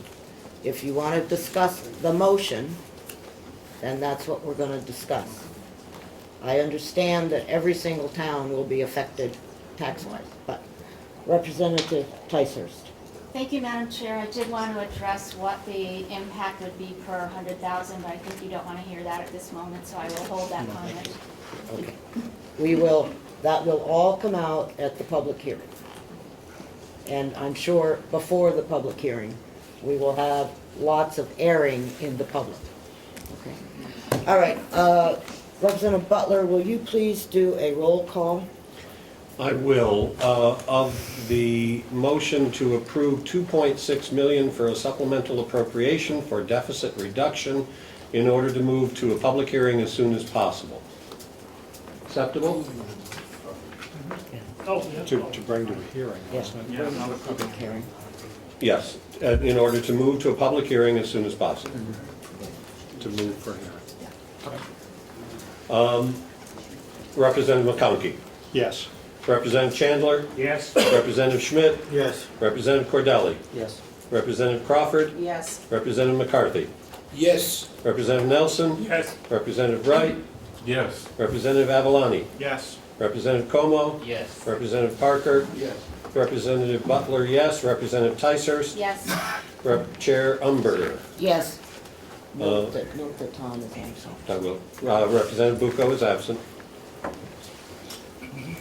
So 14-0. Thank you. The vote is 14-0. Representative Avellino, you have something you wanted to offer? I'd like to introduce a motion, Madam Chair. Representative Avalani. I'd like to make a motion for no confidence in the current Carroll County Commissioners.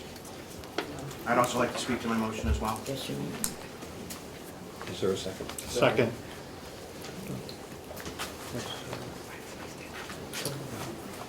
As I sit here today as a newly elected state representative, voter, and taxpayer of Carroll County, I am appalled and disappointed that Carroll County finds itself engulfed in such dire financial straits.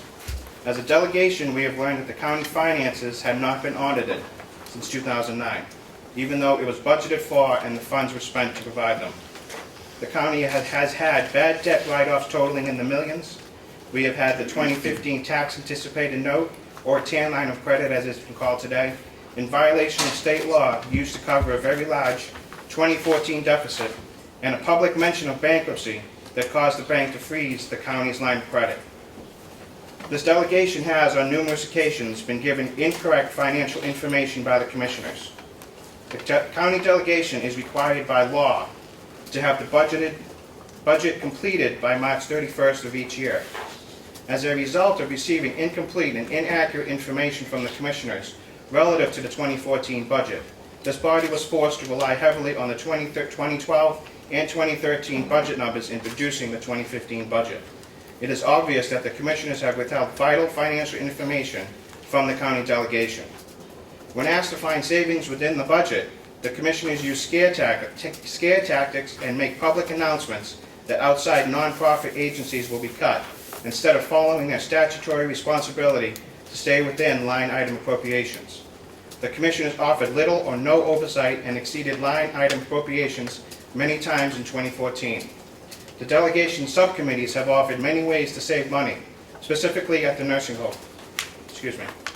I have found many discrepancies with the business office reporting of cash and credit card sales just from the cafe relating back to 2014 and 2015. The taxpayers of this county deserve accountable government and should not be held hostage by the Commissioner's lack of oversight and adherence to their statutory responsibility. I offer the following resolution. Thank you, Madam Chair. Are you going to give the resolution? Do you want to read the resolution? I think it's, No. Who wants to read it? You read it. You gotta read it. You gotta read it. Does anyone else need copies? Please. Whereas the Commissioners have led the delegation to believe that financial statements and audits have been done annually. Whereas the delegation learned in 2013 that no financial audit had been done since 2009, despite the building of a new nursing home. Whereas the Commissioners provided documentation to the delegation in March of 2013 that there was a surplus of almost $4.1 million, and the delegation used $1.4 million to reduce the tax increase. Whereas the Commissioners provided documentation to the delegation in March of 2014 that there was a surplus of over $3.1 million, and the delegation used under $1.1 million to reduce the tax increase. Whereas the Commissioners provided documentation in December of 2014 to the delegation indicating a 2014 deficit of $567,000. Whereas the Commissioners provided documentation to the state of New Hampshire in the spring of 2015 indicating a deficit of $907,000. Whereas the Commissioners have claimed it was not their responsibility to manage or monitor the county budget after discovery of the 2014 deficit and probable violation of 643-1, are knowingly refraining from performing a duty imposed on him by law or clearly inherent in the nature of his office. The Commissioners have provided misleading or incorrect annual surplus information to the delegation. Whereas the Commissioners cannot account for prior year claimed annual surpluses in apparent violation of RSA 2415. Whereas the Commissioners have constantly provided differing budget figures or failed to provide information to delegation members. Whereas the Commissioners allowed county departments to exceed line item appropriations over 150 times in 2014 without delegation authorization in violation of 2415. The Commissioners have not accurately reported the nursing home bad debt that has been accumulating for the last 7 years. The Commissioners in March of 2015 refused to answer delegation member questions about authorization of borrowing to cover the 2014 deficit. The Commissioners failed to acquire county delegation appropriation for borrowing in January 2015 to cover the deficit in violation of 2415.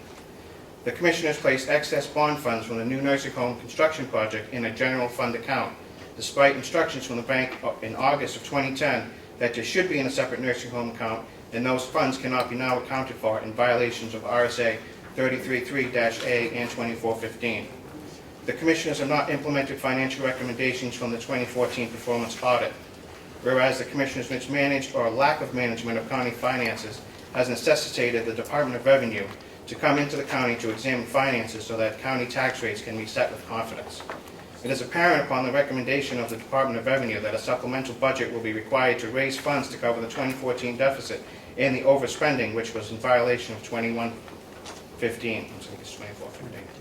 The Commissioners have repeatedly violated 91A statutes at a cost of thousands of dollars to county taxpayers.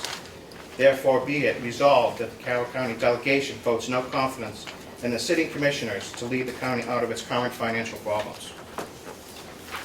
Thank you, Madam Chair. Excuse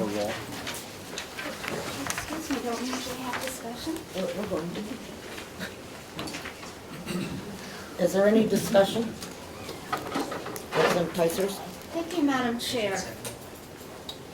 I thank you to the representative for bringing to our attention many of the issues that this delegation, these commissioners, our county employees, and our elected officials have been addressing and working very hard on coming to understand and coming to resolve and find solutions for. I was not privy to this before this meeting, so this is the first time I've ever seen it. I think it's missing something. I think what we should be adding to this is the responsibility that the delegation holds in this entire situation. I feel it's shameful I feel that this does nothing to help us move toward resolution of our problems.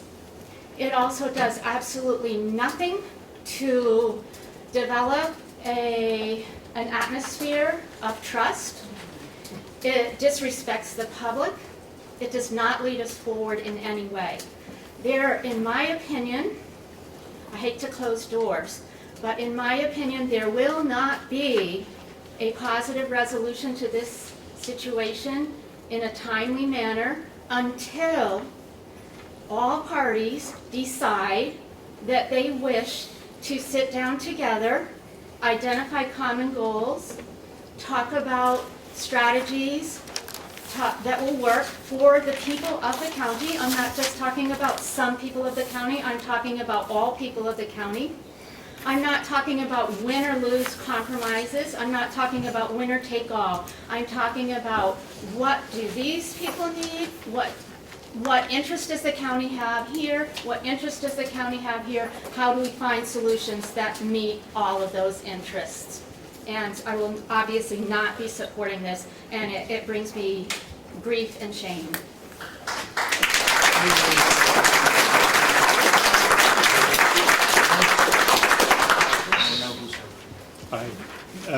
Madam Chairman, I believe we have a resolution before the delegation. I believe it has been seconded. I would call for the roll, and the final determination of the delegation, I think, will answer the question the good representatives brought forward. Are there any other comments? Yes, I'd like to make a comment. Okay, go ahead. Thank you, Madam Chair. Ed Comeau, Brookfield, Wakefield, Ossipee, and Effingham. We will resolve this. We have no choice to. If this is about following the law, and it seems like there's always two different forms of the law. One the government follows, and one the people have to follow. Now, I believe that the resolution is proper and should stand, not just because somebody dislikes somebody or likes somebody, it's because someone didn't follow the law. There's never government accountability. I've been following this county for 5 years. There has to be accountability on both sides. We will solve this. You have no choice now to solve this. And we will come together. It is not a blame game. But the public and the government has to follow the same rules. So if the government breaks the law, it should pay the price. If the public breaks the law, it pays the price. It has to be equal. Thank you. Are there any further comments, Representative? Madam Chairman, Yes. I think Representative Conkey had a motion to call the question. Call the question. It's up to you what you want to do with it. I ignored it. We're not giving any vote. If I could, Madam Chair, I understand that there have been all sorts of problems that have been identified. I also understand that according to everyone I've talked to who has analyzed the numbers, who has looked at the budget, and who has been a part of this process for years, months, weeks, that there has been no malintent identified. There has been, mismanagement at times. There has been inability to understand the process at times. There have been any number of challenges for both the elected commissioners and for the elected representatives, I believe. I think this is our problem. I don't think it's their problem. And I think that the resolution is wrong. I would have stood with Representative Teiser's comments until Representative Comeau made his. I know you've been following this for many years, and I know that you have helped to bring us to a more transparent process. And uncovering these budget issues is a part of that process, I believe. So that's good. But I don't think vilifying people who have been doing their best and their damnedest, even if it hasn't been thoroughly successful, is not the way to proceed. Are there any further comments? Can I make one comment? Yes, you may. The Speak good up. Sorry, Representative Avalon again. The good people at this table have expressed different ideas and viewpoints. The only losers here are the taxpayers that have to foot this bill because of the ineffectual leadership of the county. This delegation appropriates taxpayer money to pay. Commissioners are charged with running the county. Move to vote. Are there any further comments? Okay, in that case, Representative Butler, would you please read the motion? Not the whole thing. Yep, the resolution, the resolution of no confidence in the Carroll County Commissioners. Representative McConkey. Yes.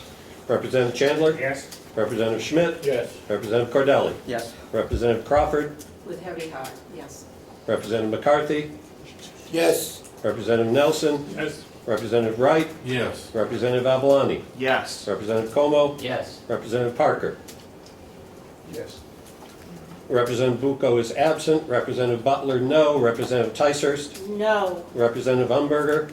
Yes. So that is 12-2. The resolution passes.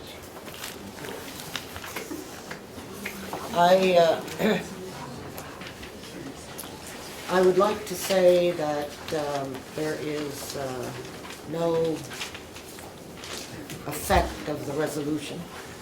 In other words, You need to talk louder. the commission, what the delegation has just said is that we are upset and concerned with the actions that have taken place over the last couple of years. And that we are passing that on to the commissioners. I believe that, as a minimum, Representative McConkey, Representative Butler, and myself have been working very closely with the administrative people, with Mr. Robichaud, and the commissioners to try to resolve this issue. And we will continue to resolve this issue because it is in everyone's best interest to make sure that we get this resolved. And I, for one, don't want to be back here next year in the same situation. And I don't think there's anyone sitting at this table that wants that to occur. And I will agree that we have often had disagreements between the commissioners and the delegation. And each example that was given, there are many of us that can stand up and say, I requested this information and it didn't come forward. As we pointed out earlier this morning, the commissioners had promised in May to provide us with the legal costs. And this is August 17th, and it hasn't occurred. So this is the kind of frustration that many of us in the delegation are feeling. We understand that there's frustration on the part of the commissioners as well. And as a result of that frustration, one of the commissioners resigned effective 31 July 2015, and that was Commissioner Miller. Could I have a motion to accept with regret Commissioner Miller's resignation? So moved. Okay, Representative Parker and Cordelli. All right, all those in favor Is there discussion? on the resignation? Yes, you're asking, you made a motion. Okay, if you want discussion, discuss. Absolutely, absolutely.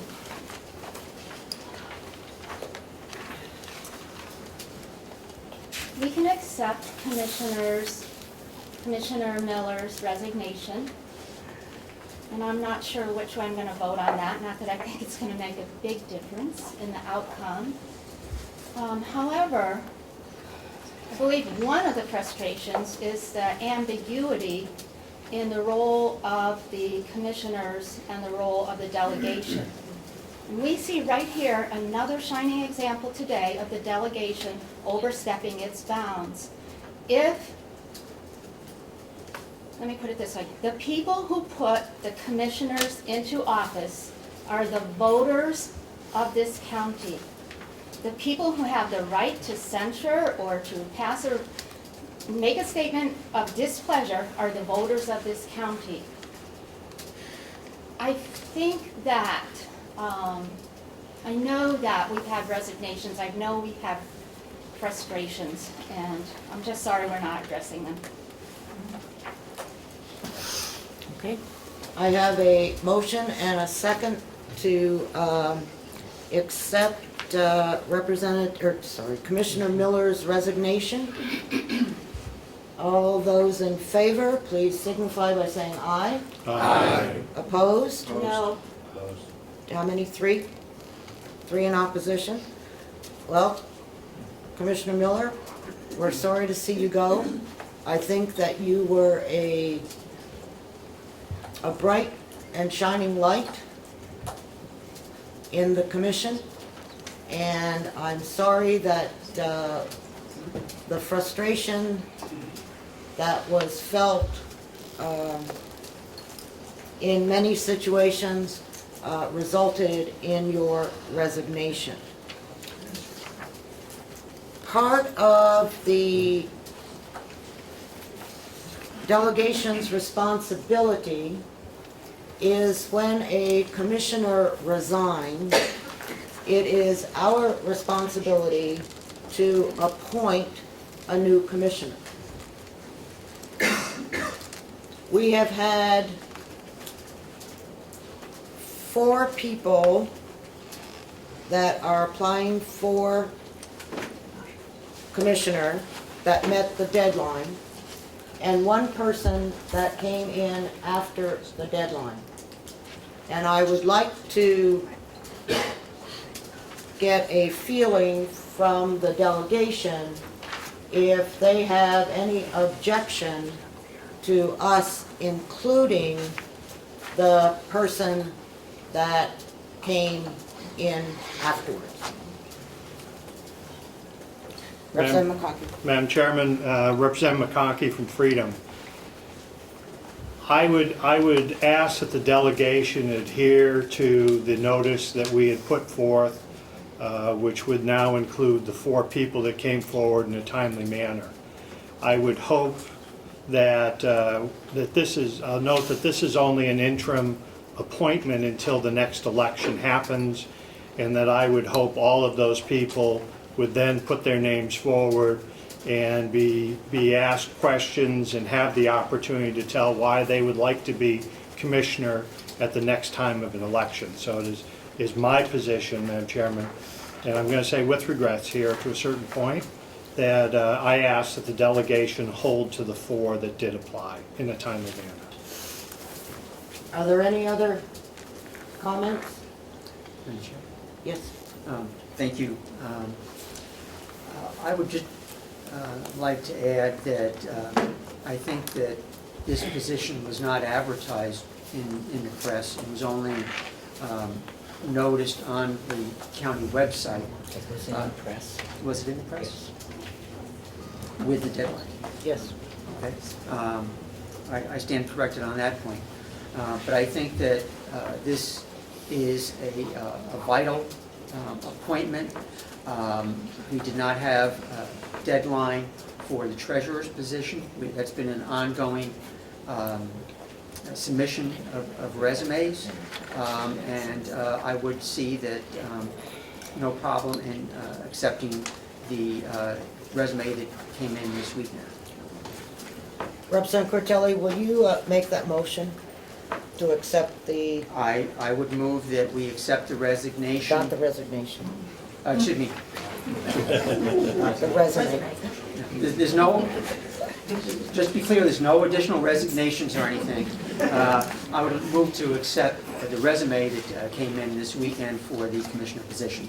Do I have a second? Second. Is there any further discussion? All those in favor? I'm sorry, am I missing somebody? May I? Yes, of course, I didn't see your Thank you, hand. Madam Chair. I just find it very ironic that we're taking the commissioners to task for not following the procedures, and we're going to not follow the procedures.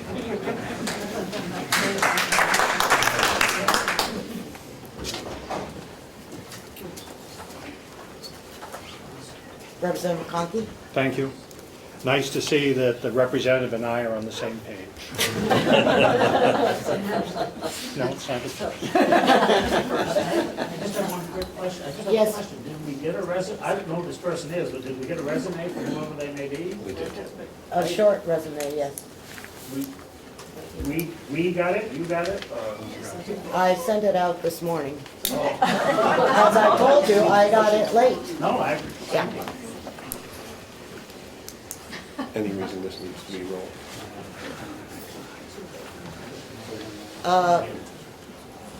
All those in favor of allowing the fifth person to be placed in consideration for whatever, for commissioner appointment, please say aye. Aye. Opposed? No. Okay, how many Names. noes did we have? Can we have hands? Okay, 1, This is no.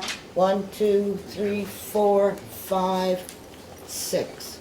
The motion passes. Okay.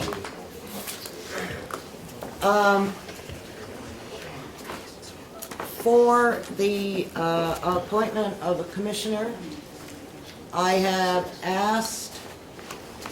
said to each of the people that were planning on seeking this appointment to speak for 2 minutes as to, I sent that email out. Speak for 2 minutes as to why you would like to be a commissioner. And then I will allow 1 question per delegation member of the candidate, because I don't want to spend the next whatever. Okay, so we will go in alphabetical order.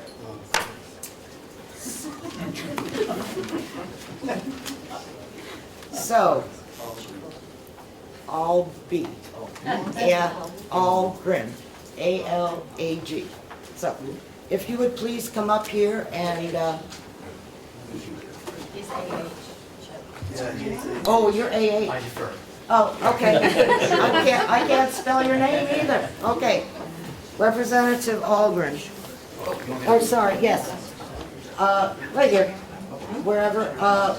The reason I called him Representative Algren, I should call him the Honorable Chris Algren, because he did serve in the legislature up until this year. Doesn't the person have to be in the district, represented district that's open? All 5 of the candidates live in the district that they are representing. Wolfboro.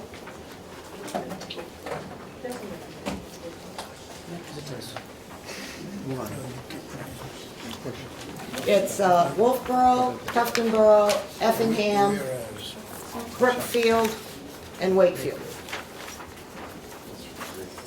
It's District 3. Come to the front of the table, please. Okay, Chris, come on over here if you would.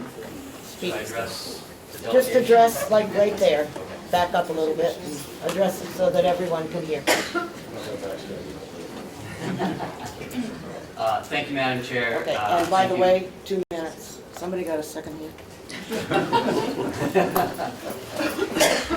Well, I guess, you know, being a former politician, the clock is already running. But thank you to the delegation for allowing me to come forward to submit my application.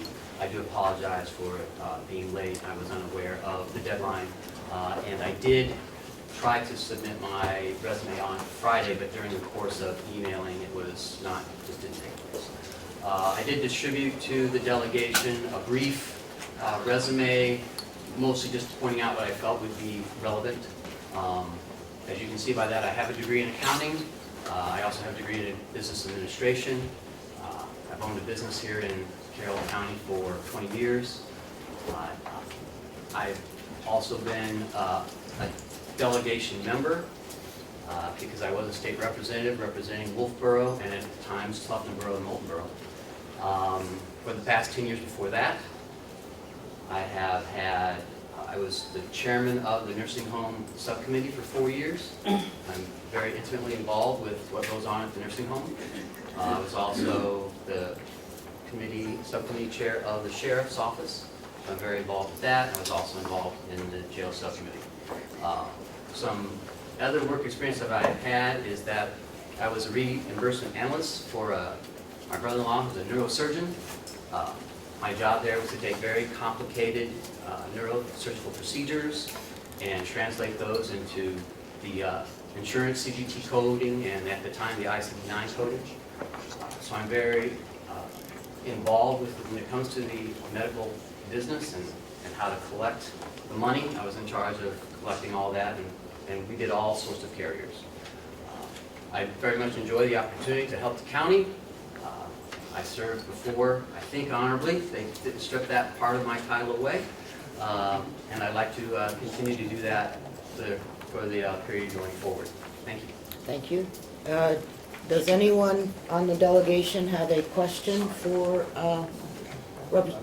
Honorable Chris Aldrin? Got one over here.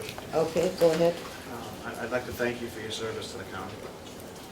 And I see that you were the chair of the Mountain View Community Subcommittee from 2010 to 2014. Would you know where the 1.4 Well, unfortunately, I was given the same information as everyone else at the time. I'm assuming the $1.4 million you're referring to is what was used for the excess from the budget from the building of the nursing home when you refer to that. I as well believe that it was in a separate account. However, I had not seen any information that would, to that detail, as part of the budget process.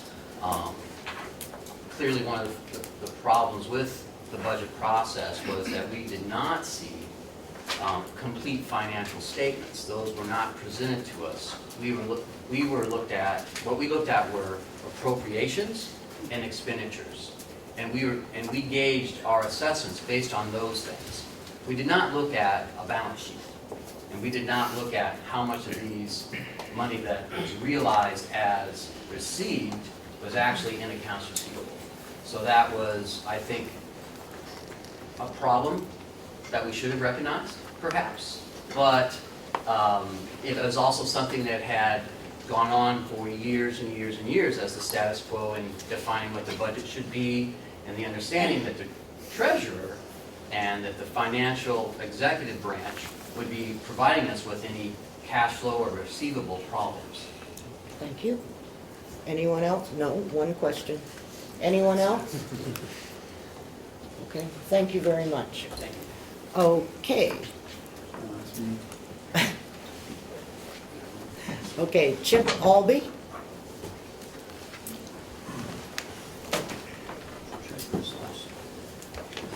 Good morning, or maybe it's afternoon. Thanks for having me. I'm applying to be the replacement for a commissioner who resigned. And I'm the only one applying who's ever done this job. I sat as commissioner for 2 years. I am as upset as Representative McConkey about what happened to the surplus because I, to a large degree, created that in my oversight of that project of building the new nursing home. I also made personal assurances to you delegates while I was a commissioner that that nursing home would not adversely affect the budget of the county. and I put together a business plan. And now it's been subjected to 4 years or more of people not having their eye on the ball. And currently, we're looking at close to a $4.5 million deficit in the operation of the nursing home. That can't stand. But it's not paying attention. It's not focusing on the job. And blame whoever you will, we're now realizing what happens when you spend 4 years not watching the store. And I did the analysis that created the report for the treasurer's office. That went line by line on the budget. I did not cut anything from the budget because the treasurer is not authorized to cut. So that number that you see, the 2.6 million, does not reflect any possible cuts. So you do have some opportunities. But going through line by line, I noticed opportunities that needed to be addressed. You're not in a position, I don't believe, to somehow hope that a new candidate can sit in the chair, get along with these two gentlemen, and get the job done. You need to get the job done so, as Representative Umberger stated, you're not here next year with the same problems. I appreciate Representative Comeau's position vis-a-vis the meetings and staying within the letter of the law. There have been issues there. I stood well away from the commissioners' meeting after I lost the election to Mrs. Kenny to give them an opportunity to find their own ground. Shame on me. I think we all needed to be there to tell them how you have to operate a commission like this in order for it to be acceptable to the public and actually give you the information that you need to make your financial decisions. Thank you. Are there any questions? Yes, Representative Cordelli. Thank you. Thank you. I believe that you are also chair of the Friends of the Mountain View Nursing Home. And two parts to that. Do you think, as commissioner, that would be a problem? And two, are you aware of the Friends account that was set up with a software licensing firm a couple of years ago? First question, yes, it would be a problem. I would have to step down from the Friends of Mountain View. But I'm sure Ms. McKenzie or some other qualified person could do that job. I am aware of the software account that was set up through the Friends in order to avail themselves of some discounting. I don't believe that's going on currently with the Friends. Thank you. Anyone else have a question? Yes. I just need some background. When was Mr. Albee? 2008 to 2010. The audit that you talk about having been missed for 2010 would have been done in 2011. I left office on January 6th of 2011.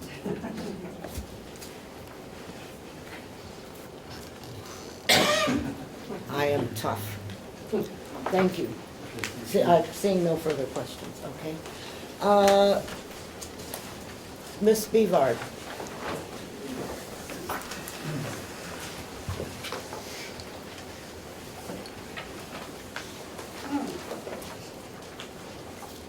I don't know if I can make 2 minutes, but we'll try. Yes, you will, because we'll stop you.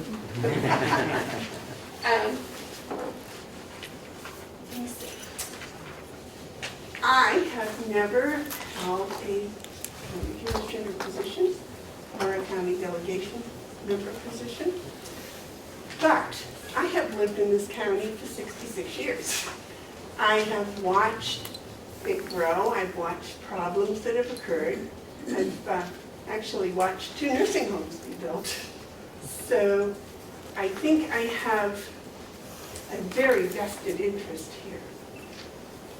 As I have passed out to you, hopefully to remind you, you've all seen enough numbers. It's the result of the Republican primary last year, where I won in all 5 towns of District 3, which is the district you're asking for a representative from. I was 6% behind in the overall county, Denny Miller, who did win.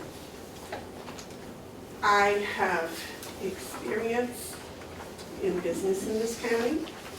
I have experience with finances. But most importantly, I have a deep desire to resolve these issues and to make the taxpayers, the residents of this county, have confidence once again in the county government. So I would appreciate your allowing me to sit on the board. I do know both of the present commissioners.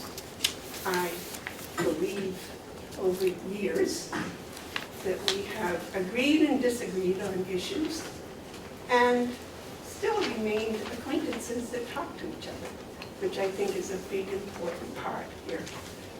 As a teacher of mathematics in high school, I have learned to deal with people that do not think I am perfect.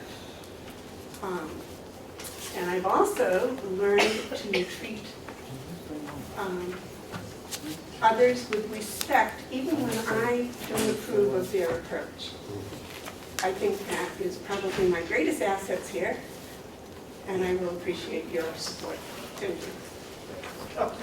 Yes, are there any questions for Ms. Beaver? Ms. Beaver? Seeing none, thank you very much, and Mr. I have one more comment, just because I'm a math teacher. Okay. If I were a commissioner, my function would be to continue understanding and being effective. Thank you. Thank you. Mr. Brown? Sure.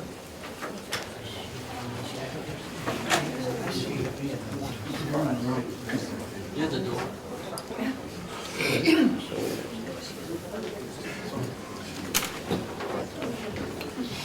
Steve Brown, Wakefield. I've got accounting history through high school and college. I currently serve on 5 boards in the town of Wakefield. Two of them being school board and on the town budget committee. So I'm well aware of municipal budgets. I began following the county 5 years ago. I'm here today, as many of the rest of you are, because of the same reasons that have gone on in county. It appears that from the time that I've seen in the county, the commissioners lack accountability and a fiscal responsibility to the taxpayers of the county. And I don't think it's right. It was brought up before that there was a situation with the commissioners that cost thousands and thousands of dollars through attorney's fees for not coming forth with 91A requests, which is public records. The commissioners have been very unfair with coming forward with financial public records, and I stepped up because I feel that I would try to like the county get out of this financial crisis. Thank you. Okay, thank you. Are there any questions for Mr. Brown? Yes. I'd like to thank you for your service to the town of Wakefield.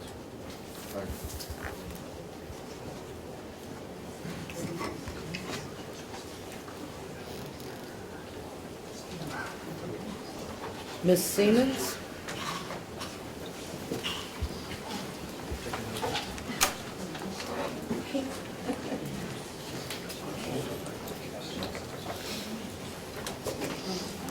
My name is Melissa Siemens. I'm from the town of Effingham. And first of all, I would like to say thank you to the 4 other people who stepped up and offered to take on this job. It's very difficult, especially in these times, to recruit people that are willing to serve in a public office. So thank you for that. My education is that I have a degree in, associate's degree in business management. I'm pursuing, should be completed by the end of this year, my bachelor's degree in public administration and human resources. My education is one component of this. My heart is in Carroll County. For the last 14 years, I have covered in either a full-time or a part-time capacity the happenings of Carroll County government through my job as a reporter for the Carroll County Independent. I understand this side of the table, that side of the table, but most importantly, the concerns of that side of the table. And I would work diligently and with transparency and with accountability as a complement to the current group of elected officials to be accountable to the taxpayers and the citizens of this county and give you the county government that you deserve. I see the main issues so far, or where we're standing right now, has a lack of planning, a lack of policies, and a lack of communication. And all three of those I've been advocating for the past several years, and trying to push towards that. I was excited that the Matrix performance evaluation recommended the number one thing that needs to happen is financial policies. We know what the problems are, we know where we are, we have a county administrator, we have a team of people that are committed to righting this ship, and I'd like to be on that ship. Thank you. Are there, don't sit down yet. Oh, sorry, question. I'm not used to getting asked. Are there any questions from the delegation? Okay, seeing none? Thank you.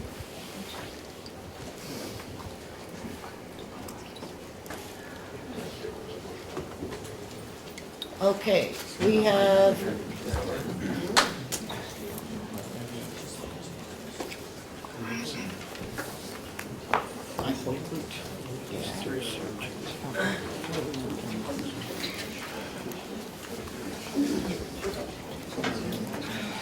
Okay, we have 5 extremely well-qualified candidates. I think that each one of them has, I'm very happy that each one of them has stepped forward to jump into the hornet's nest along with Ken. I think that the decision that we make here will have an effect on the county. I will remind everyone that this appointment is through December of 16. The person that is appointed will have to run in a countywide election in November. I don't even know what the date is. Anyhow, the first Tuesday in November, as to whether or not they will continue to represent the county. And of course, at that time, the folks that anyone can run and can be selected. If you were wondering why I was looking in here, okay, on the computer, I truly do not support that on a normal basis. But there was a question as to whether or not this would be an open ballot or a closed ballot. And I was trying to make that, find where it actually said that in the RSAs, because it does give the convention the authority to appoint, but I don't remember whether it gave us, whether it said anything about how the I know that Election. recently someone called the Secretary of State's office and they said that it needed to be an open Louder, please. process. I would move that we have a closed ballot vote. That's why, okay, I need to take a few minutes to try to find this, okay? And can I have a second to that? Okay, thank you. Yeah, So- maybe just a little recess while he calls the Yep. Secretary of State's Yep. office. And we'll get it done. Move on to another agenda item. Yeah. Well, while he's doing that, I will.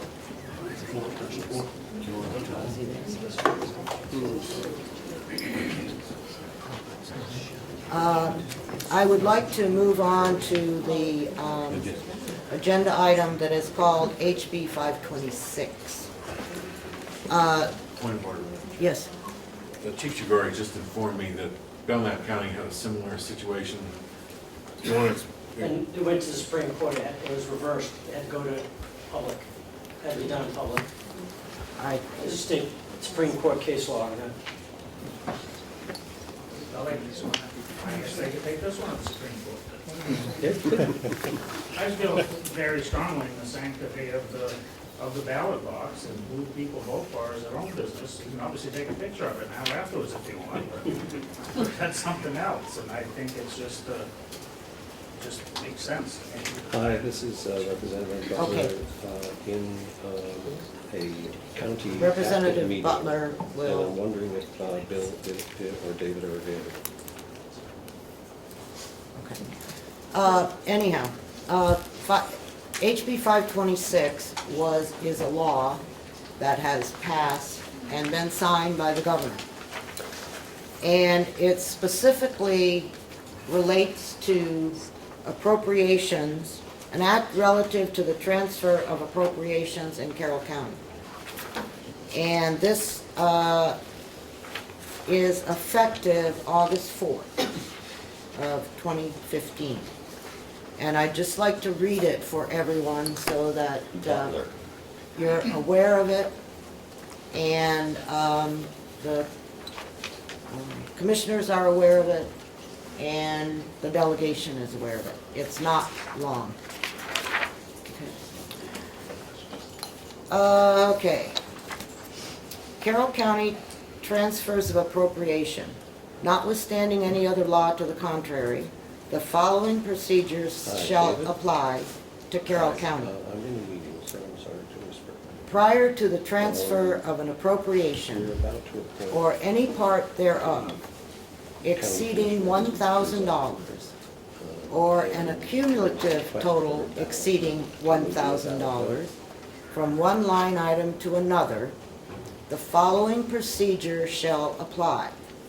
A request to transfer an appropriation shall be made in writing by the department head, whether elected or appointed, to the county commissioners, who, if they approve the same, shall report in writing their recommendations to the executive committee. The commissioners shall request the executive committee in writing all interdepartmental transfers of appropriation, regardless of amount. The county executive committee, by majority vote, may approve such transfers of funds in whole or in part, effective for August Okay. 2015. I needed to hear. So, Thank you. Madam Chair, may I expand on that you just may a for a moment. I would like to point out that the bill seems simple, that it has to do with the movement of an appropriation from one line item to another. But it's not. It's very, very serious. And I'll tell you why. If you read the law, and it's 2415, it states that it is a violation of the law to exceed an appropriation. Now, if the commissioners or a department head feels that they need more money for a particular appropriation or line item, that means they're going to exceed the amount approved by the delegation in making up the budget. If they do that without permission, they're breaking the law.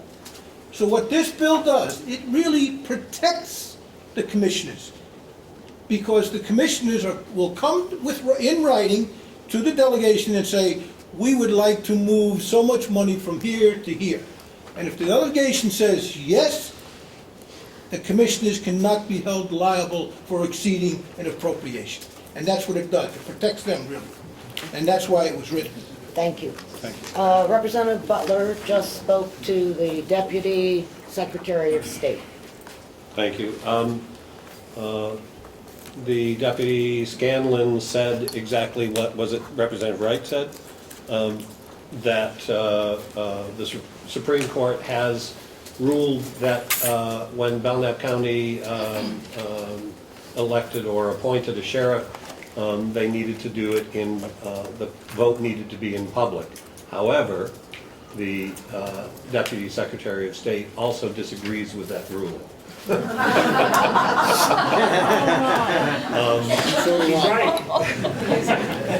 But I think we have the clear Supreme Court ruling, at least at this point. The sheriff. Sheriff, indeed.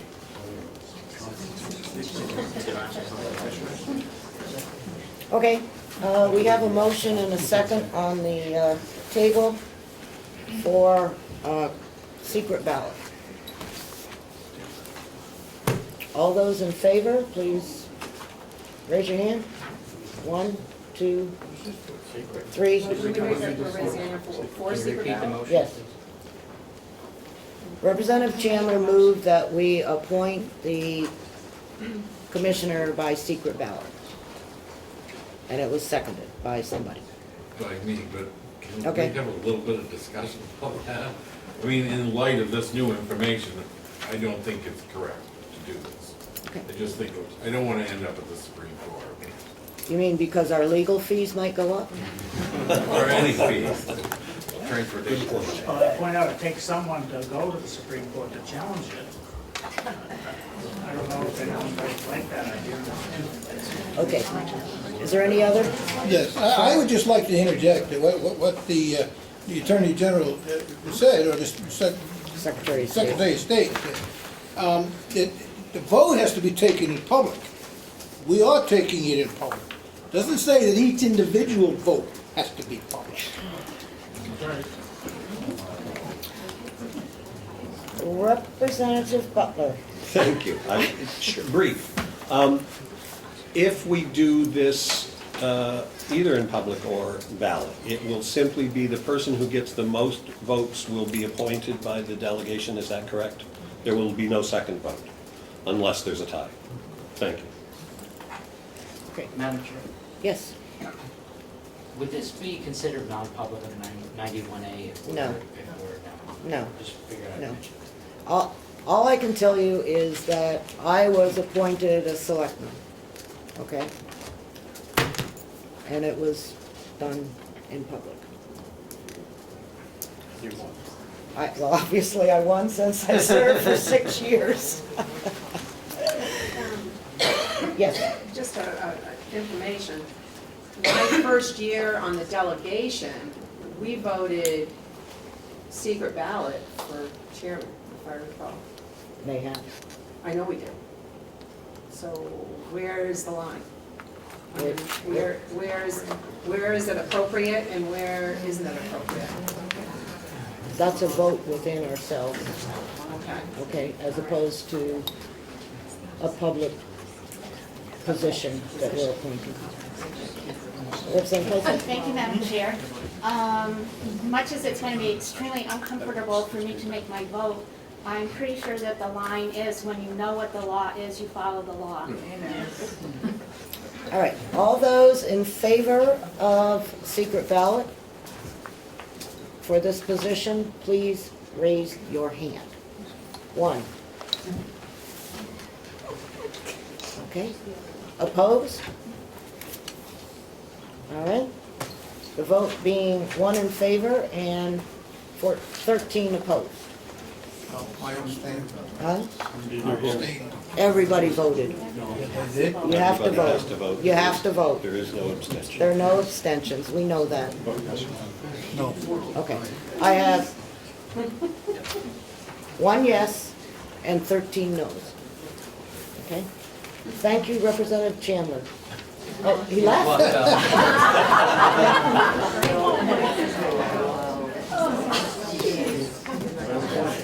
Not going to vote? I don't know. Okay. Call the roll and representatives say who they're going to vote Yes. for. Okay. The clerk will call the roll, and each one of us will identify the candidate that we are recommending to be appointed to the commission. Representative McConkey. With confidence, I vote for Melissa Siemens. Representative Chandler is not here. Representative Schmidt. Town of Will Carroll casts one ballot for the Honorable Chris Alden. Half the town of Will Carroll. Representative Cordelli. Chris Algren. Algren. Representative Crawford.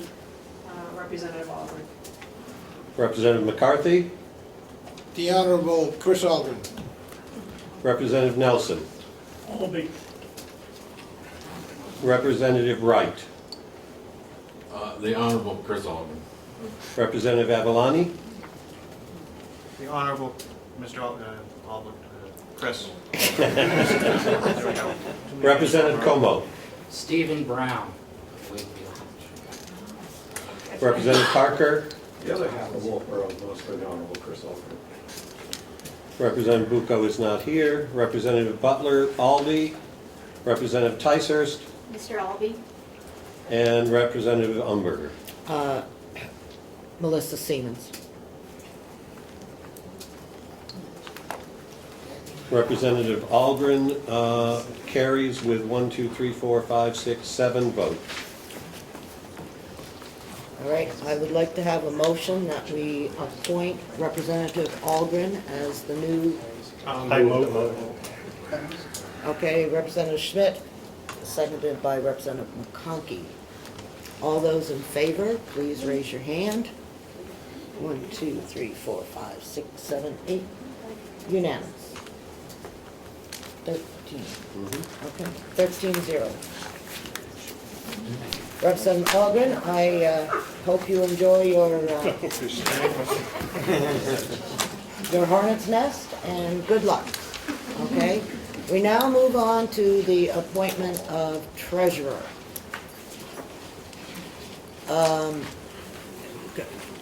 Chris, Chip, are you still interested in treasurer? Well, somebody's got to sign the paychecks. I'll be there no matter what you do today. All right, well, Representative Alden, sorry. I know, Chip. Would you mind coming to speak to us for 2 seconds on being the treasurer and why you want to not only be the acting, but appointed as the treasurer?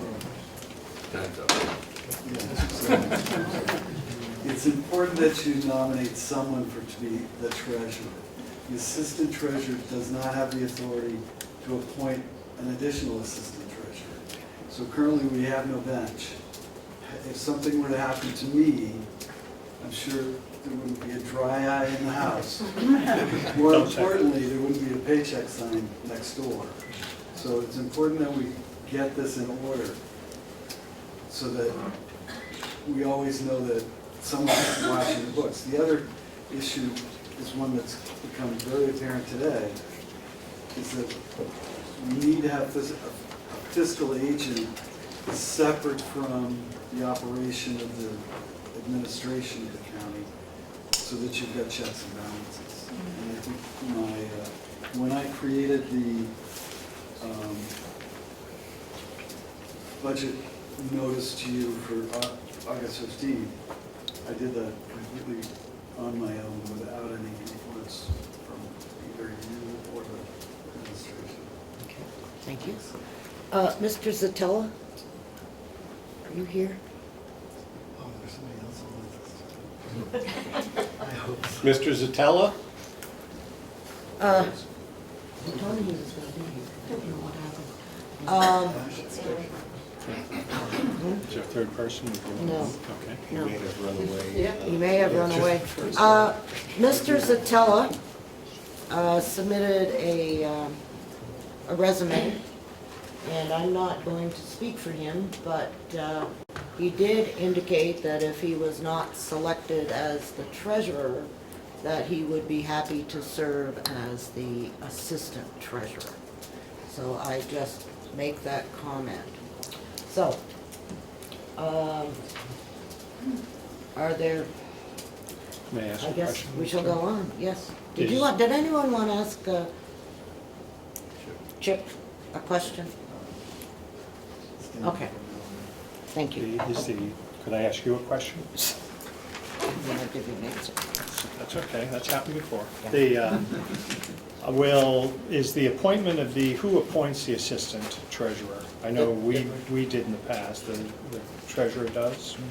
The treasurer submits the name to the commission, that's the way the RSA reads. I'm with Mr. Representative Chandler, maybe it's not right. Yes, go ahead. Well, I was wondering who made the appointment. I know the gentleman said he was willing to serve, and I was wondering who would make that appointment. I didn't know if I could ask Assistant Treasurer Albee if he was familiar with the resume of this gentleman. Not to comment on whether he should be the treasurer. Okay, thank you. I'll certainly give him a copy of that. Okay, thank you. So that he can take that into consideration. Okay. We have two people. I need a roll call. Fine. I hope all of you have read Mr. Zatella's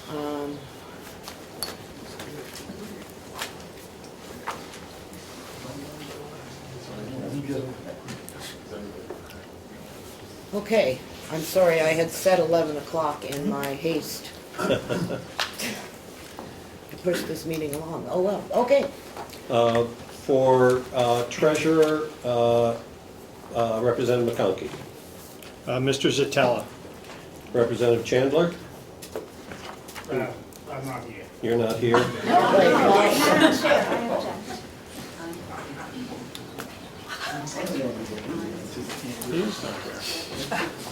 Representative Schmidt. I cast a vote for Mr. Albee. Representative Cordelli. Mr. Albee. Representative Crawford. Please speak up so people can hear you. Chip Albee. Representative McCarthy. Chip Albee. Representative Nelson. Chip Albee.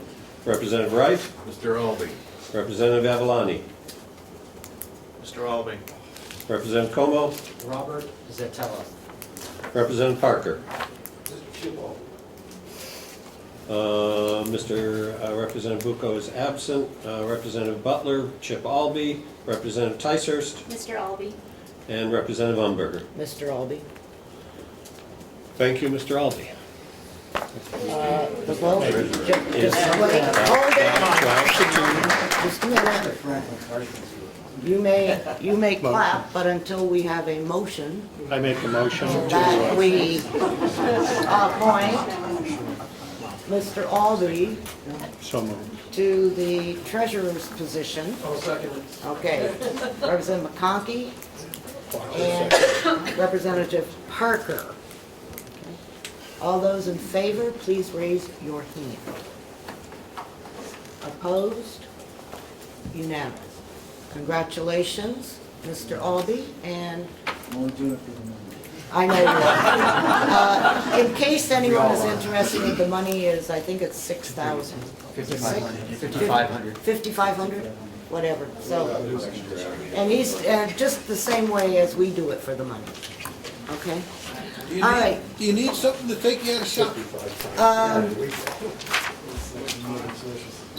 We have a couple of things left on our agenda.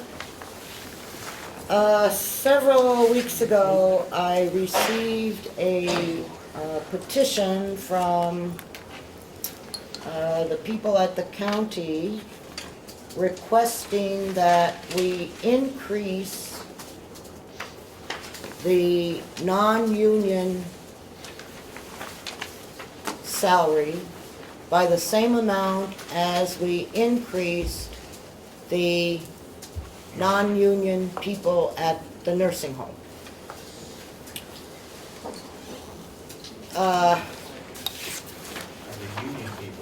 Yeah, the union people in the nursing home. The non-union employees were given 40 cents. 45 cents. How much? I think it was 45. Oh, okay, 45, gosh, an extra nickel. And the union employees were at 75 cents. And they were no longer provided lunch, meals, it wasn't just lunch, it was meals. And what else did they give up? Everybody gave up insurance. Okay. So that was the trade-off.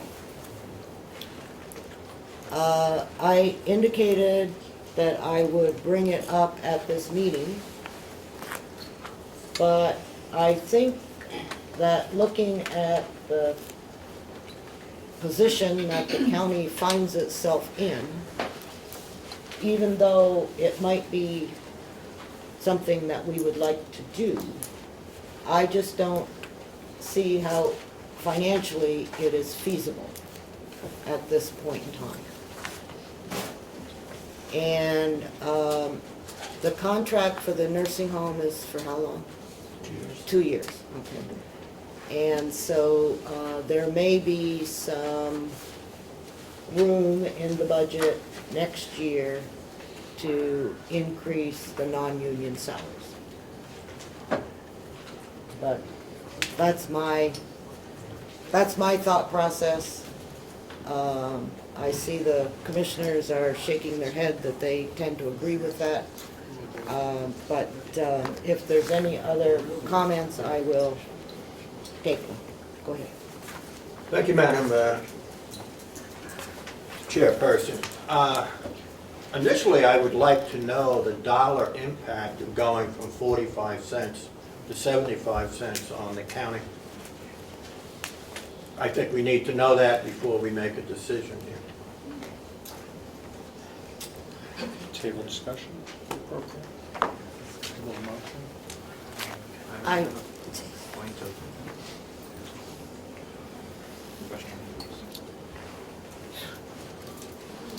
I don't have that figure with me. I believe it was. Perhaps I could ask our new administrator to take a whack at that number?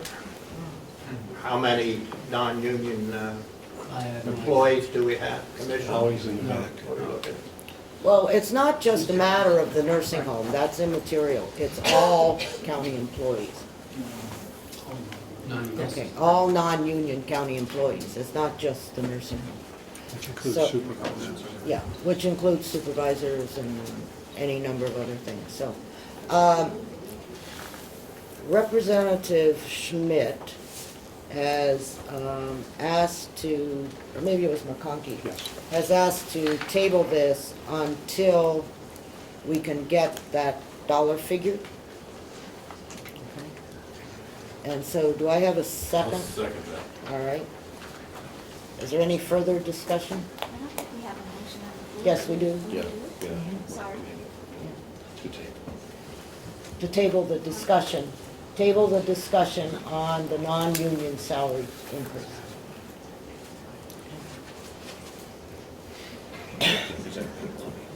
Okay, a motion to table is not open to discussion. Okay? Beyond Smith. He made the motion. Okay? So, all right. All those in favor of tabling our discussion until the next delegation meeting on a salary increase from 45 to 75 cents for non-union employees. Please raise your hand. Opposed?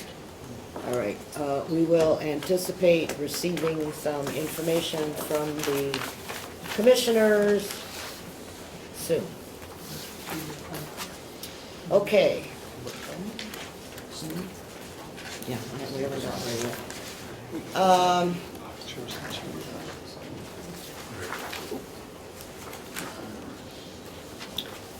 I need to, should we go into convention first?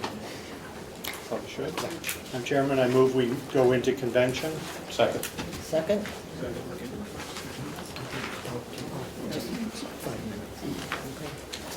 All right, Ms. Siemens, will you please, oh, can, how many are, yeah, all those in favor of going into convention? Aye. Aye. Opposed? All right, thank you. I know it's gonna meet, and I make a motion that we ratify all the things that she's about to read. Okay, do I have a second? All right, thank you. Okay, we have the minutes. What else? The resolution, the resignation.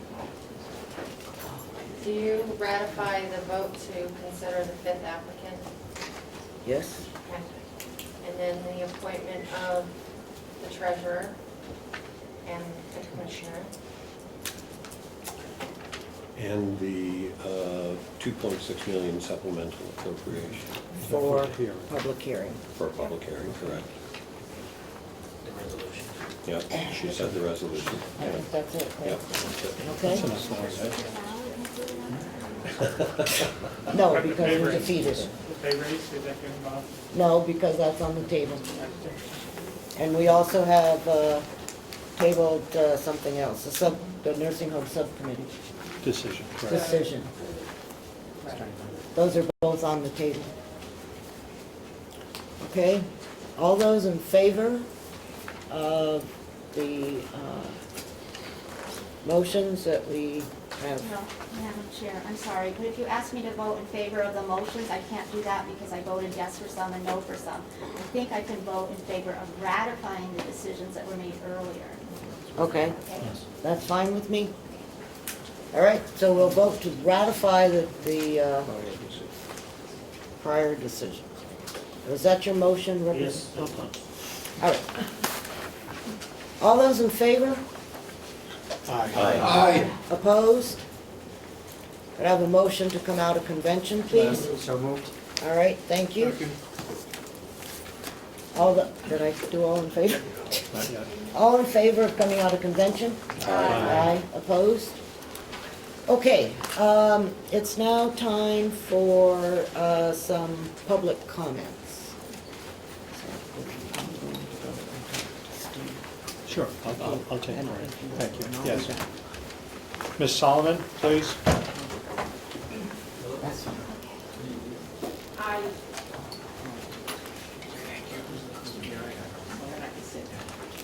I was under the I understood that at this meeting, we would be able to speak to the issue on hand with starting home. Obviously, that was misunderstanding on my part. I would like to know when we can take up the issue in a public meeting. And with the understanding that the longer this goes on, there is a consideration with regard to what I have explained to you is a catch-22. We cannot get grants until we have the building, and we can't, obviously from your perspective, can't get the building until we have money. So this is a vital issue. Thank you, Ms. Solomon. If I could speak for acting at this point. We will put it on as an agenda item for our next meeting after we get through the financial obligations of the county. So with my understanding then, it won't be this month. That's also my understanding. I believe it's going to be September. We will notify you ahead of time of that. And when that comes up, will we then have an opportunity to speak? Yes. Before the fact. I'm sorry, sir. To speak before the fact, not after the fact, because as we're doing now. We'll permit you. I will see that you're permitted to speak. After we get through the financial. But before the fact, our issue. Yes, yes. Yes, sir. John White, I'm the treasurer at Starting Home. This morning, I was surprised to hear that you were withdrawing a commitment to the building. We never had a commitment to the building.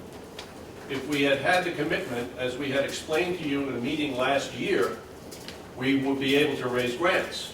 All we needed was your intention to give us the building if we were successful.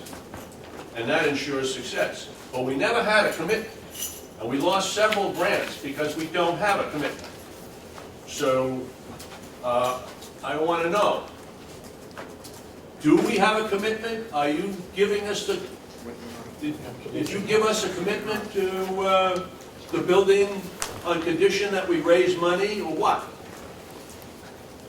If I could, and I'll open it up for other delegation members.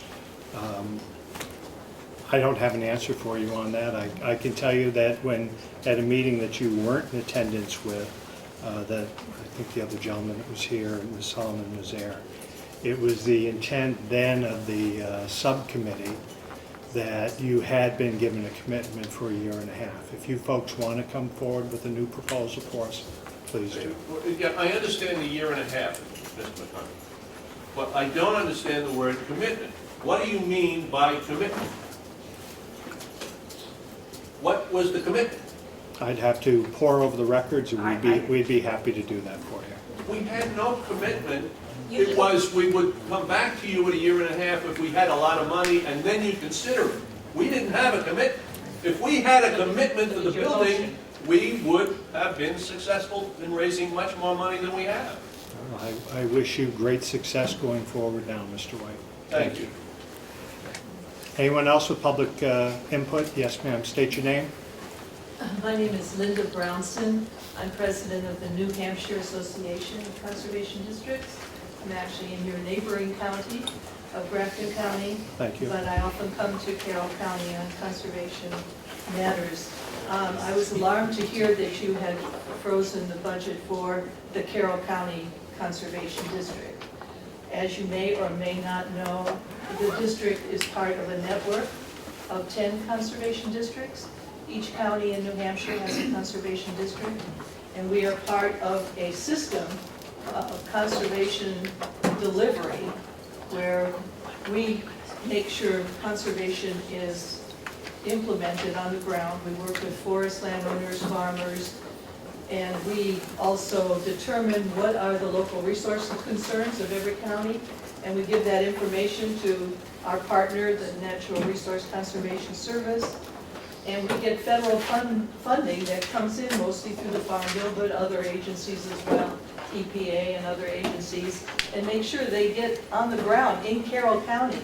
By eliminating the conservation district funding, you are really breaking a link in this chain, in this system, which has been in place since 1946, by the way. It may be one of the oldest grassroots organization that is still operating. And one reason for that is it still works. And we have in place the district, we're talking about the district manager's position, which I think in your budget, I looked online last night, I think it amounted to $42,000. It's a really small price to pay because you have a board of supervisors who are volunteers. So you're really getting, you know, if you can imagine the alternative of having 5 government workers in place of this voluntary force of our board of supervisors who cannot operate without an office administrator any more than the county could do so. And I would urge you to take a look, a new look at that position and give that some more thought before you just cut it out, because I think the consequences are serious in terms of conservation in Carroll County. You know, we're about protecting the soil and the water, and whether it's issues like soil erosion, quality of water. I was here in December for the launching of a big initiative for water quality in Carroll County, the Saco River watershed. These kind of programs are not going to continue to come in to your county and benefit not only your landowners, but the resources. You know, if we can't keep that link in place, and perhaps you didn't realize all that, but Thank you. that's the situation. Thank Thank you you. for allowing me to speak. Thank you, Ms. Bronson. I just wanted to mention that I've sat on that Appropriations Committee as chairman for at least a couple terms. Yes. And it was our position to fund those. And when you use the word "your budget," I just want you to realize that it's the commissioners at this point that have made that recommendation, not the delegation. Thank you. Thank you. Does anyone else have questions? Yeah, for I'd me? like to comment. Yes. I understand exactly where you're coming from and all of the other folks out there that have these different programs that they're concerned about. Yes. And I, for one, believe very strongly that not a single citizen of the county of Carroll should suffer because of mistakes made here by whomever. And when the time comes to vote, I will not vote for 1 penny less than what the delegation has already approved for the different organizations outside the county itself. Agreed. Thank you. hear that. Thank you. Representative Butler. Now that the administrator has left, this answer may not be possible, but in the payments that are being made currently and the payments that can be made with the money that's still in the bank, are those payments to county commitments? Are those payments being made as well as payroll? Or are the county payments being held back? At the present time, they're being held back. Once you have the once the supplemental budget is passed, all of the outside agencies will receive their funding. You want me to finish that?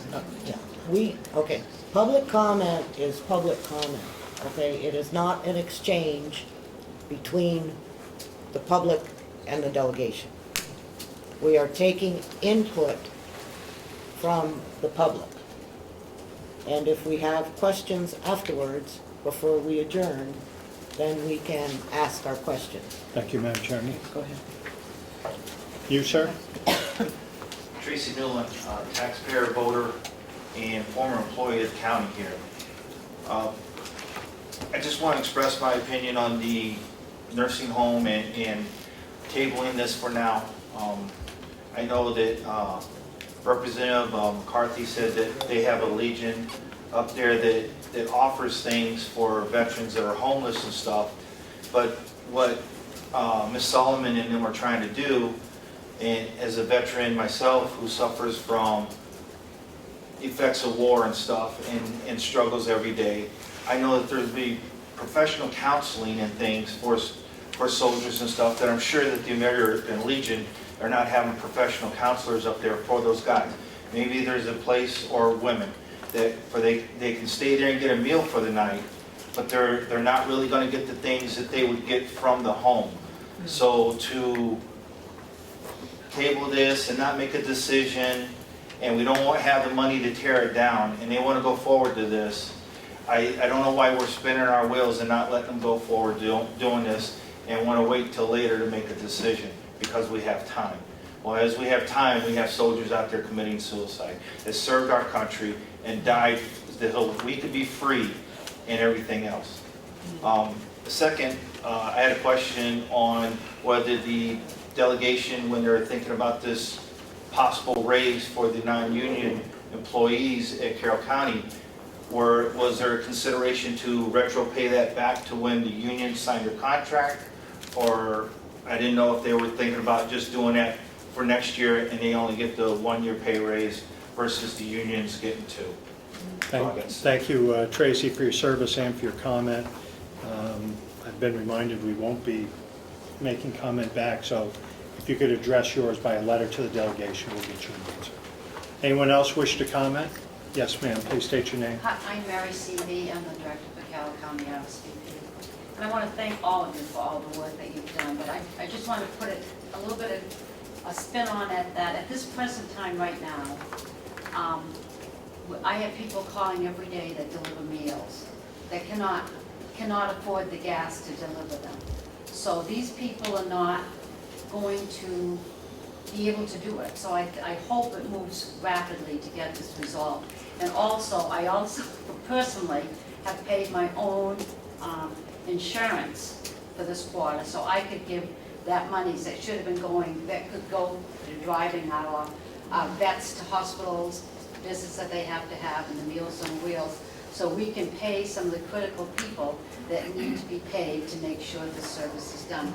And again, I thank all of you for the work that you've done, and I've not been in a position that long, but the support that you've given me, and I hope, and to RSVP, and I hope you continue it, and I hope this moves rapidly through the approval process, so we do not continue to lose people that can be doing the driving and things for us. Thank you, Mary.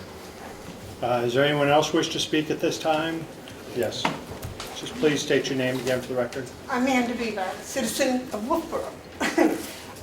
Congratulations on being the new commissioner. I do have to state my feelings, though, that there were 3 people that campaigned, took their time, went out to campaign, and had support of the general public that I don't think got the consideration that we probably should have gotten. And I don't think the voters' opinions were taken into consideration, because not only did I win in my own district, but Melissa won in many of the towns within the county. And I think that those of us supported by the voters should have had more consideration. But I'm sure I will run next year, and I expect that Melissa will too. Thank you. Thank you very much. Anyone else? I'll come back to you, Dana, after Jessica. Carol Delorier, Brookfield, and I am on the UNH Cooperative Extension Advisory Council, and I hope you are able to do the supplementary budget soon, because it will have an impact on the services that, I know you all know what UNH Cooperative Extension does, but there will be cut back if we don't get the money, you know, because it's UNH Cooperative Extension will have to make some decisions, and it will, you know, we don't want them to close the office. Anyway, I really wanted to say I hope you are very quick. Thank you. Thank you. Dana, I'll come back to you. Yes, please. I'm Sandy Brook. I'm the Executive Director of Visiting Nurse Home Care and Hospice in Carroll County. And I want to reiterate our deepest thanks for all your support for many years in supporting our agency. And I just feel I do need to reiterate the impact this has already had on our agency, where we've not been able to receive payments yet, and encourage and support speed in the process. And again, our sincerest thanks to all of you for your very thoughtful and careful consideration of this whole process. Thank you. Damon, a comment, not a question? I'll see if I can phrase this correctly. I'm surprised that we haven't scheduled the public hearing. I'm wondering if it'll be done after public comment. I think that's an important question. Okay, if I might, I would, the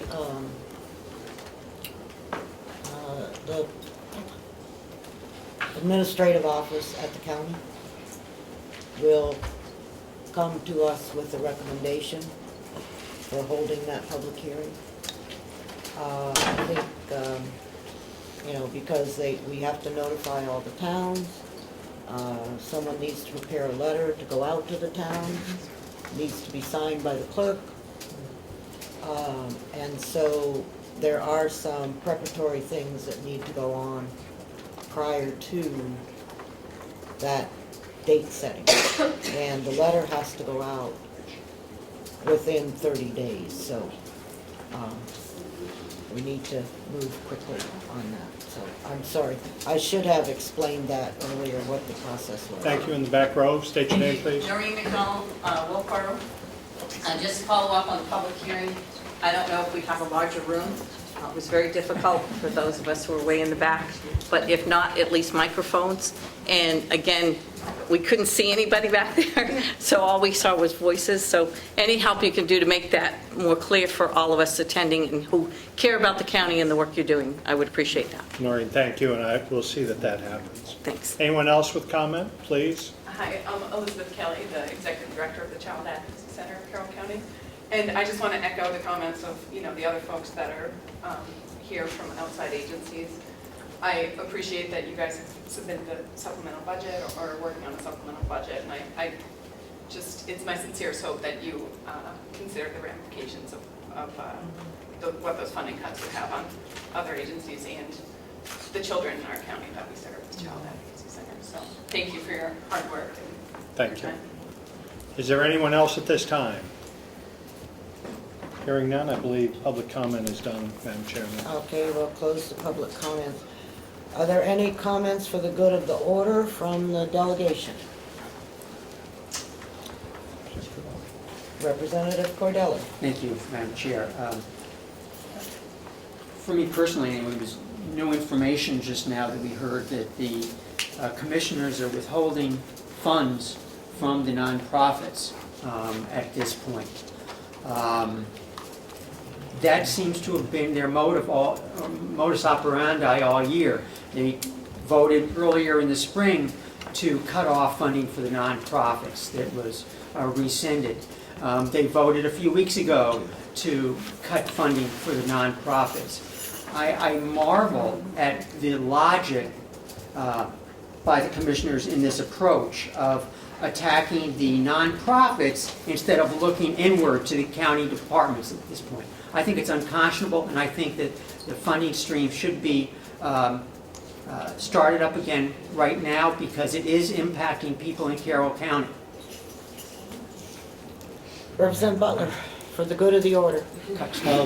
Taking a little different approach, since I disagree with the fact that the impact on the nonprofits is being done vindictively. I would hope that you'll talk with the new treasurer, the past assistant treasurer, and when you go to the bank with whatever you do to see what can be opened up, that can include paying the nonprofits as quickly as possible, even before the public hearings. That seems possible if it can be opened up. Thank you.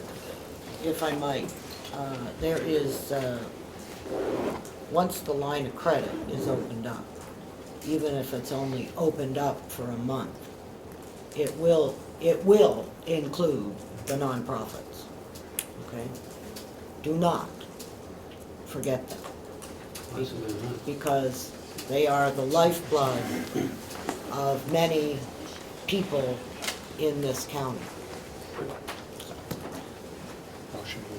No, I think Representative McCarthy has something for the good of the order.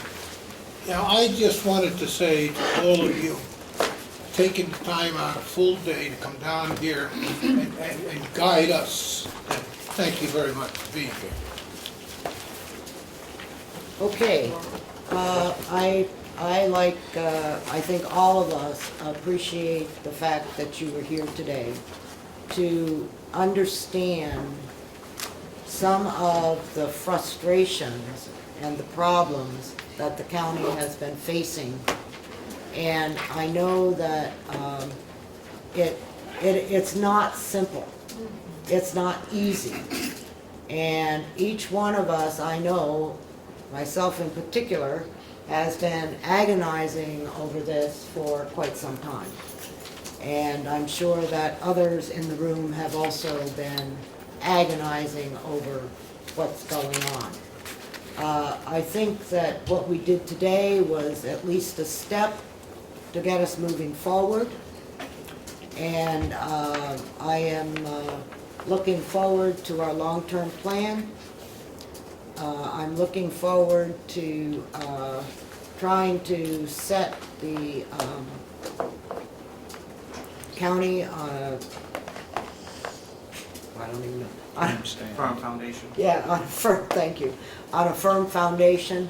And I know that I will work tirelessly to make that happen. And I want everyone to know that we are all in this together.